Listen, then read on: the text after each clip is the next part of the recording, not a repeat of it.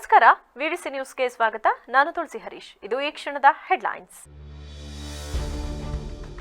April 26ರಂದು Hassan Lok Sabha ಚುನಾವಣೆ ಮುಕ್ತ ಹಾಗೂ ನ್ಯಾಯಸಮ್ಮತ ಮತದಾನಕ್ಕೆ ಜಿಲ್ಲಾಡಳಿತದಿಂದ ಸಕಲ ಸಿದ್ಧತೆ. ಜಿಲ್ಲಾ ಚುನಾವಣಾಧಿಕಾರಿ ಸಿ ಸತ್ಯಭಾಮ ಮಾಹಿತಿ. ಜಿಲ್ಲೆಯ ಅಭಿವೃದ್ಧಿಗೆ ದೇವೇಗೌಡರ ಕುಟುಂಬದ ಕೊಡುಗೆ ಅಪಾರ. ಕುಟುಂಬದಿಂದ ಎನ್ಡಿಎ ಅಭ್ಯರ್ಥಿಯಾಗಿ ಸ್ಪರ್ಧಿಸಿರುವ ಪ್ರಜ್ವಲ್ ರೇವಣ್ಣರಿಗೆ ಮತ ನೀಡಿ ಜೆಡಿಎಸ್ ಮುಖಂಡ ಬಂಡೆಪ್ಪ ಕಾಶಂಪುರ್ ಮನವಿ. ಹಾಸನದ ಪೆನ್ ಡ್ರೈವ್ ವಿಚಾರಕ್ಕೂ ನನಗೂ ಯಾವುದೇ ಸಂಬಂಧವಿಲ್ಲ. ಇದರಲ್ಲಿ ಪೊಲೀಸ್ ಇಲಾಖೆ ನಿರ್ಲಕ್ಷ್ಯ ಕಾಣುತ್ತಿದೆ. ಬಿಜೆಪಿ ಮುಖಂಡ ದೇವರಾಜೇಗೌಡ ಆರೋಪ. ಏಪ್ರಿಲ್ 26ರಂದು ನಡೆಯುವ ಹಾಸನ ಲೋಕಸಭಾ ಚುನಾವಣೆಯಲ್ಲಿ ಒಟ್ಟು 15 ಮಂದಿ ಕಣದಲ್ಲಿದ್ದು ಮುಕ್ತ ಹಾಗೂ ನ್ಯಾಯಸಮ್ಮತ ಮತದಾನಕ್ಕೆ ಜಿಲ್ಲಾಡಳಿತದಿಂದ ಸಕಲ ಸಿದ್ಧತೆ ಮಾಡಿಕೊಳ್ಳಲಾಗಿದೆ ಎಂದು ಜಿಲ್ಲಾ ಚುನಾವಣಾಧಿಕಾರಿಯೂ ಆಗಿರುವ ಜಿಲ್ಲಾಧಿಕಾರಿ C Sathyabhama, SP Sujitha, CEO Poornima ಅವರು ತಿಳಿಸಿದರು. ನಗರದಲ್ಲಿಂದು ಸುದ್ದಿಗೋಷ್ಠಿಯಲ್ಲಿ ಮಾತನಾಡಿದ ಅವರು, ಮತದಾನ ಪ್ರಾರಂಭಕ್ಕೂ 48 ಗಂಟೆ ಇರುವಂತೆ ಬಹಿರಂಗ ಪ್ರಚಾರ ಮಾಡುವಂತಿಲ್ಲ ಮತ್ತು ಬಹಿರಂಗ ಪ್ರಚಾರ ಅಂತ್ಯಗೊಂಡ ನಂತರ ಕ್ಷೇತ್ರದ ವ್ಯಾಪ್ತಿಯಲ್ಲಿ ಮತದಾರರಲ್ಲದ ರಾಜಕೀಯ ಮುಖಂಡರು ಕ್ಷೇತ್ರದ ವ್ಯಾಪ್ತಿಯಲ್ಲಿ ಇರುವುದನ್ನು ನಿರ್ಬಂಧಿಸಿದೆ. ಜೊತೆಗೆ ಧ್ವನಿವರ್ಧಕಗಳನ್ನು ಬಳಸುವಂತಿಲ್ಲ. ಮತಗಟ್ಟೆಯ 100 ಮೀಟರ್ ಒಳಗೆ ಮತಯಾಚನೆ ಮಾಡುವಂತಿಲ್ಲ. ಮತಗಟ್ಟೆಯ 200 ಮೀಟರ್ ಒಳಗೆ ಅಭ್ಯರ್ಥಿಯ ಚುನಾವಣಾ ಬೂತ್ ತೆರೆಯುವಂತಿಲ್ಲ. ವಾಹನಗಳಲ್ಲಿ ಮತದಾರರನ್ನ ಮತ ಹಾಕಲು ಕರೆತರುವಂತಿಲ್ಲ. ಮನೆ ಮನೆಗೆ ಹೋಗಿ ಪ್ರಚಾರ ಮಾಡುವಾಗ ಒಂದು ಗುಂಪಿನಲ್ಲಿ 5 ಜನಕ್ಕಿಂತ ಹೆಚ್ಚಿಗೆ ಮೀರುವಂತಿಲ್ಲ. ಲೋಕಸಭಾ ಚುನಾವಣಾ ಕ್ಷೇತ್ರದ ವ್ಯಾಪ್ತಿಯಲ್ಲಿರುವಂತಹ ಮತದಾರರು ಮತ ಚಲಾಯಿಸಲು ಅನುಕೂಲವಾಗುವಂತೆ ರಾಜ್ಯ ಸರ್ಕಾರಿ ಕಚೇರಿಗಳು, ಶಾಲಾ ಕಾಲೇಜುಗಳಿಗೆ ಹಾಗೂ ಸರ್ಕಾರಿ ಸ್ವಾಮ್ಯದ ಸಂಸ್ಥೆಗಳು ಒಳಗೊಂಡಂತೆ ಏಪ್ರಿಲ್ 26ರಂದು ಸಾರ್ವತ್ರಿಕ ರಜೆಯನ್ನು ಘೋಷಿಸಿದೆ. ಈ ಹಿನ್ನೆಲೆಯಲ್ಲಿ ಪ್ರತಿಯೊಬ್ಬರೂ ತಪ್ಪದೇ ಮತದಾನ ಮಾಡುವಂತೆ ಕರೆ ನೀಡಿದರು. 26 ಅಂದರೆ ಬರುವ ಶುಕ್ರವಾರ 26/4 ನಮ್ಮ ಮತದಾನದ ದಿನ. ಜಿಲ್ಲಾಡಳಿತ ಮತದಾನಕ್ಕೆ ಸಂಬಂಧಪಟ್ಟಂತೆ ನಿಷ್ಪಕ್ಷಪಾತವಾದ ಶಾಂತಿಯುತ ಮತದಾನಕ್ಕೆ ಸಕಲ ಸಿದ್ಧತೆಯನ್ನು ಮಾಡಿಕೊಂಡಿದೆ. ಅಂದು ಅಂದರೆ 26ನೇ ತಾರೀಕು ಬೆಳಗ್ಗೆ 7 ಗಂಟೆಯಿಂದ ಸಂಜೆ 6 ಗಂಟೆವರೆಗೂ ಮತದಾನದ ಅವಧಿ ತಮಗೆ ಗೊತ್ತಿದೆ. ಆನಂತರ ನಮ್ಮ ಜಿಲ್ಲೆಯಲ್ಲಿ ಒಟ್ಟು ಈಗಾಗಲೇ ಹೇಳಿದ್ದೀನಿ 17,36,000 ನಮ್ಮ ಲೋಕಸಭಾ ಕ್ಷೇತ್ರದಲ್ಲಿ 17,36,610 ಮತದಾರರು ಇರ್ತಾರೆ. ಪುರುಷ ಮತದಾರರು 8,67,727, ಮಹಿಳಾ ಮತದಾರರು 8,72,840 ಮತದಾರರು ಇರ್ತಾರೆ. ಇತರೆ ಮತದಾರರು 43 ಇರ್ತಾರೆ. ಈ ಲೋಕಸಭಾ ಕ್ಷೇತ್ರದಲ್ಲಿ ಅಂದರೆ ಹಾಸನ ಲೋಕಸಭಾ ಕ್ಷೇತ್ರದಲ್ಲಿ ಅಂದರೆ ಇನ್ಕ್ಲೂಡಿಂಗ್ ಕಡೂರು ಲೋಕಸಭಾ ಕ್ಷೇತ್ರ ಅಂತಂದ್ಬಿಟ್ಟು ನಾನು ಎಲ್ಲೆಲ್ಲಿ ಹೇಳ್ತೀನಿ ಅದು ಕಡೂರನ್ನು ಸೇರಿಸಿಕೊಂಡು ಇದರಲ್ಲಿ ಒಟ್ಟು 33,051 ಯುವ ಮತದಾರರಿದ್ದಾರೆ. 21,425 ದಿವ್ಯಾಂಗ ಮತದಾರರಿದ್ದಾರೆ. ದಿವ್ಯಾಂಗರು ಡಿಫ್ರೆಂಟ್ಲಿ ಏಬಲ್ಡ್ ಮತದಾರರಿದ್ದಾರೆ. 85+ ಅಂದರೆ 85 ವರ್ಷ ಮತ್ತು ಅದಕ್ಕಿಂತ ಹೆಚ್ಚು ಇರುವಂತಹ ವಯಸ್ಸಿನ ವಯೋಮಿತಿಯ ಮತದಾರರು 20,348 ಇರ್ತಾರೆ. ಇವತ್ತು ತಮ್ಮನ್ನೆಲ್ಲ ಕರೆದು ಇಲ್ಲಿ ನಾವು ಬ್ರೀಫ್ ಮಾಡ್ತಿರೋ ಉದ್ದೇಶ ಅಂದರೆ ಕೊನೆಯ 72 ಗಂಟೆ ಅಂದರೆ ಇಂದು ಸಂಜೆ 6 ಗಂಟೆಯಿಂದ ನಮ್ಮ 72 ಗಂಟೆಯ ಕಳೆದ ಮಾರ್ಚ್ 16ರಿಂದ ಏಪ್ರಿಲ್ 23ರವರೆಗೆ ಚುನಾವಣೆ ಉಲ್ಲಂಘನೆ ಸಂಬಂಧ 1,34,64,449 ರು ನಗದು, 9,78,28,653 ರು ಮೌಲ್ಯದ ಮದ್ಯ, 6,500 ರು ಮೌಲ್ಯದ ಡ್ರಗ್ಸ್, ನಾರ್ಕೋಟಿಕ್ಸ್ ಹಂಚಲು ಸಂಗ್ರಹಿಸಿದ 12 ಬಂಡಲ್ ಸೀರೆ, 6 bundle shirt and pant piece, 93 dress piece ವಶಪಡಿಸಿಕೊಳ್ಳಲಾಗಿದೆ. ಇದೇ ವೇಳೆ ಪೊಲೀಸ್ ಇಲಾಖೆಯಲ್ಲಿ 73, FST 12 ಹಾಗೂ ಅಬಕಾರಿ ಇಲಾಖೆಯಲ್ಲಿ 1,558 ಎಫ್ಐಆರ್ ದಾಖಲು ಮಾಡಲಾಗಿದೆ. ಮತದಾನ ಮತ್ತು ಮತ ಎಣಿಕೆ ಕಾರ್ಯಗಳು ಸುಗಮವಾಗಿ ನಡೆಯಲು ಏಪ್ರಿಲ್ 24ರಂದು ಸಂಜೆ 6 ಗಂಟೆಯಿಂದ ಏಪ್ರಿಲ್ 26ರಂದು ರಾತ್ರಿ 12 ಗಂಟೆವರೆಗೆ ಹಾಸನ ಜಿಲ್ಲೆಯಾದ್ಯಂತ ಪಾನ ನಿರೋಧ ದಿನಗಳೆಂದು ಘೋಷಿಸಿದ್ದು, ಅಂದು ಎಲ್ಲಾ ಬಗೆಯ ಆಮಲು ಪಾನೀಯ ಹಾಗೂ ಮದ್ಯ ಶೇಖರಣೆ, ಮದ್ಯ ಮಾರಾಟ ಹಾಗೂ ಸರಬರಾಜು ಮಾಡುವಂತಹ ಎಲ್ಲಾ ಬಗೆಯ ಸ್ಟಾರ್ ಹೋಟೆಲ್ಗಳು, ಡಾಬಾಗಳು, ರೆಸ್ಟೋರೆಂಟ್ಗಳಲ್ಲಿ ಮದ್ಯ ಮಾರಾಟ ಮಾಡುವುದನ್ನು ಹಾಗೂ ಮದ್ಯ ಸಾಗಾಟ ಮತ್ತು ಸರಬರಾಜು ಮಾಡುವುದನ್ನು ಸಹ ಸಂಪೂರ್ಣವಾಗಿ ನಿಷೇಧಿಸಲಾಗಿದೆ ಎಂದು ಮಾಹಿತಿ ನೀಡಿದರು. ಈ 26ನೇ ತಾರೀಕು ಚುನಾವಣೆ ಸಂಬಂಧಪಟ್ಟಂಗೆ ನಿಮಗೀಗಾಗಲೇ ಗೊತ್ತಿದ್ದಂಗೆ ನಾವು ಕೆಲವೊಂದು ಪ್ರಿವೆಂಟಿವ್ ಆ್ಯಕ್ಷನ್ಸ್ ಮತ್ತು ಪ್ರಮಾಣ ಕೈಗೊಂಡಿವಿ. ಅದರ ಹಿನ್ನೆಲೆಯಲ್ಲಿ ನಮಗೆ ಪ್ರಮುಖವಾಗಿ ಬರೋದು ಆರ್ಮ್ಸ್ ವಿಷಯ. ನಮ್ಮ ಜಿಲ್ಲೆಯಲ್ಲಿ ಹೆಚ್ಚಿಗೆ ಕಡೆ ಆರ್ಮ್ಸ್ ಅನ್ನೋದು ಇರುತ್ತದೆ. ಅದರಲ್ಲಿ ಸುಮಾರು 5,000ಕ್ಕಿಂತ ಹೆಚ್ಚಿಗೆ ಆರ್ಮ್ಸ್ ಇತ್ತು. ಈಗ ಎಲ್ಲ ಆರ್ಮ್ಸನ್ನು ನಾವು ಸರೆಂಡರನ್ನು ಪಡಿಸ್ಕೊಂಡಿದ್ದೀವಿ.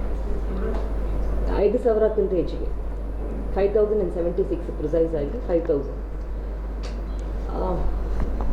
ಎರಡನೇದು ಚುನಾವಣೆ ಸಂಬಂಧಪಟ್ಟಂಗೆ ಈಗ MCC ಎನ್ಫೋರ್ಸ್ ಆದಮೇಲೆ ಅದೇ ಇಲ್ಲ ಆಫ್ ಮಾಡಿದ್ರೆ ಅಲ್ಲೂ ಆಫ್ ಆಗುತ್ತೆ.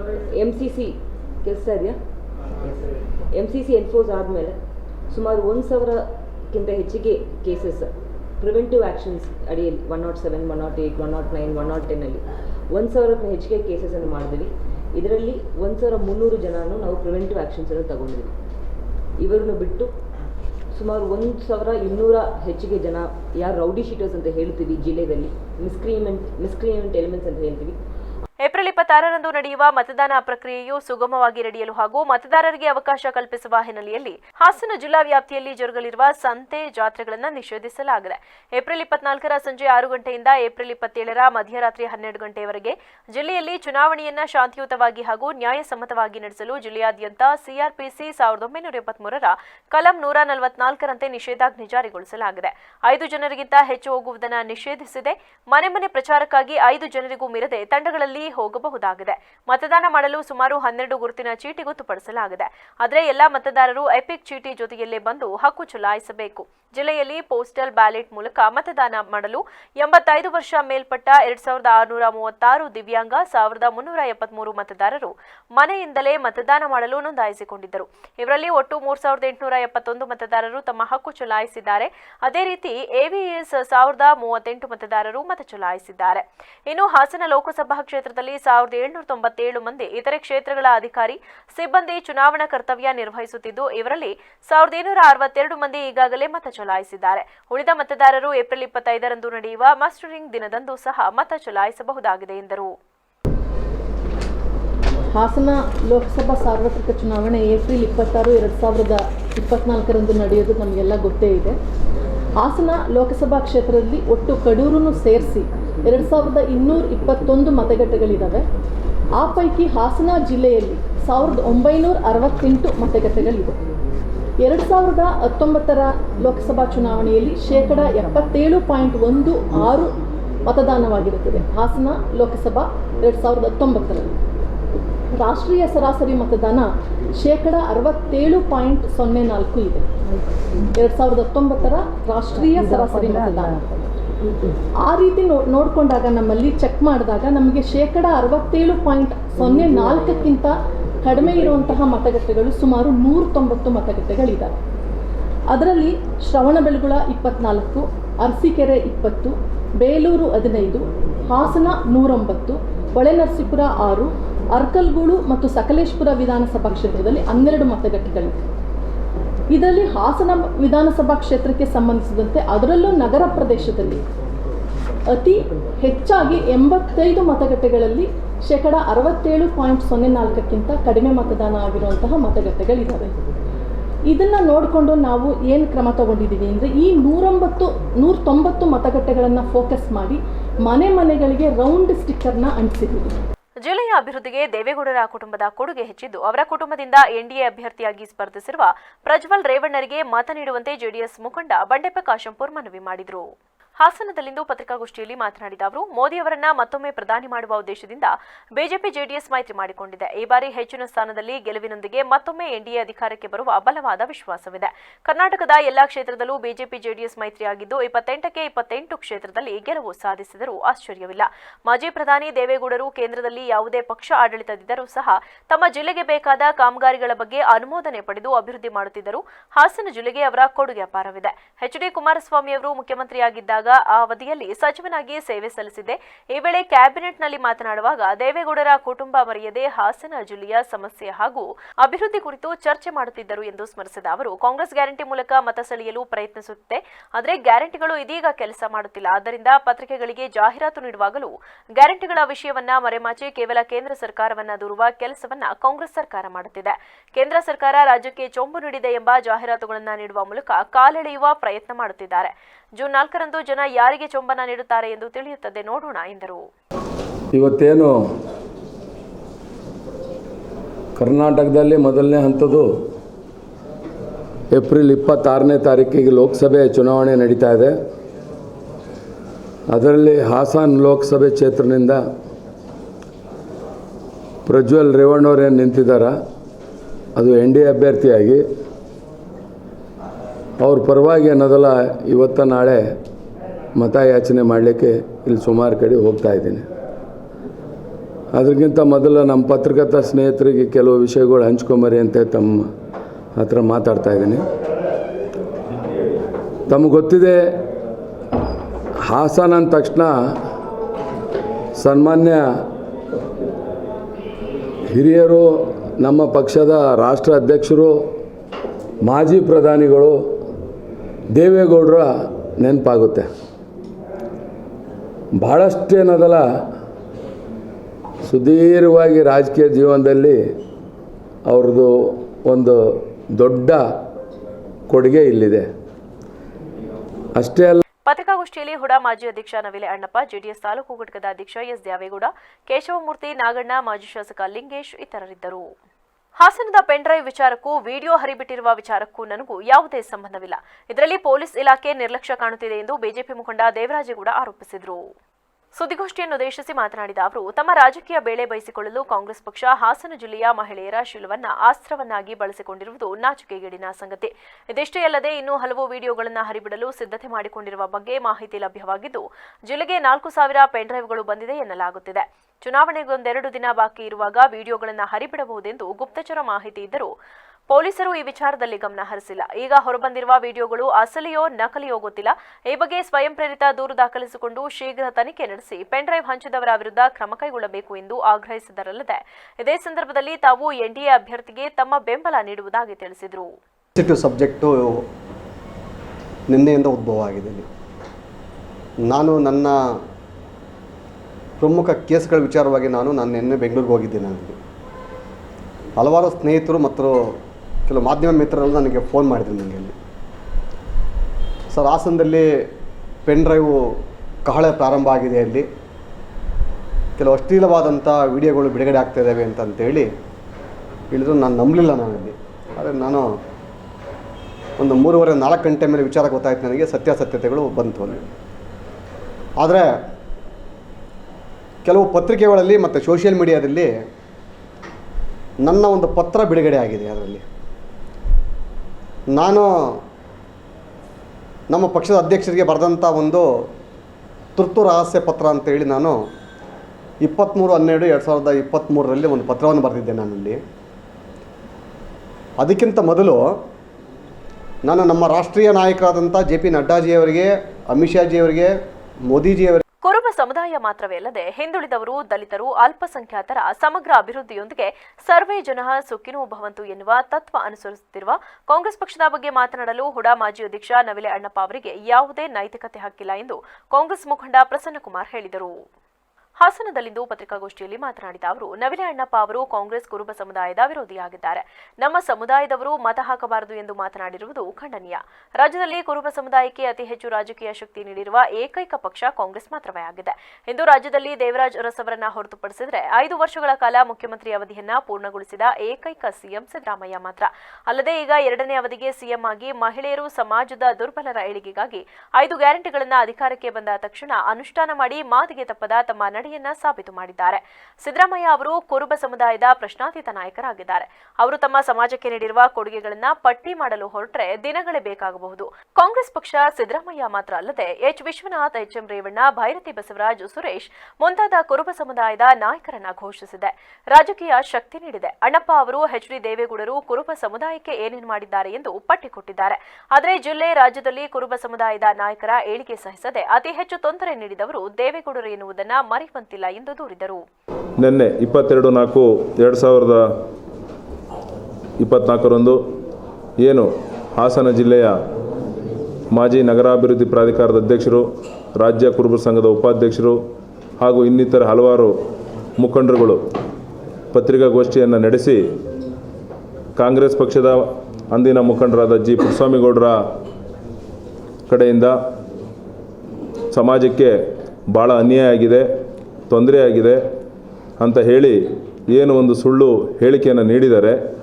ಆ ಹೇಳಿಕೆಯನ್ನು ಖಂಡಿಸ್ತಾ ಇವತ್ತು ಹಾಸನ ಜಿಲ್ಲೆಯ ಕುರುಬ ಸಂಘಕ್ಕಾಗ್ಬೋದು, ಹಿಂದುಳಿದ ವರ್ಗಕ್ಕಾಗ್ಬೋದು, ರಾಜ್ಯದಲ್ಲಿ ಕುರುಬ ಸಮಾಜಕ್ಕಾಗ್ಬೋದು, ಹಿಂದುಳಿದವರಿಗೂ ಆಗ್ಬೋದು, ಇವರಿಗೆಲ್ಲ ಏನಾದರೂ ಅನ್ಯಾಯ ಆಗಿದರೆ ಅದು JDS ಪಕ್ಷದಿಂದ.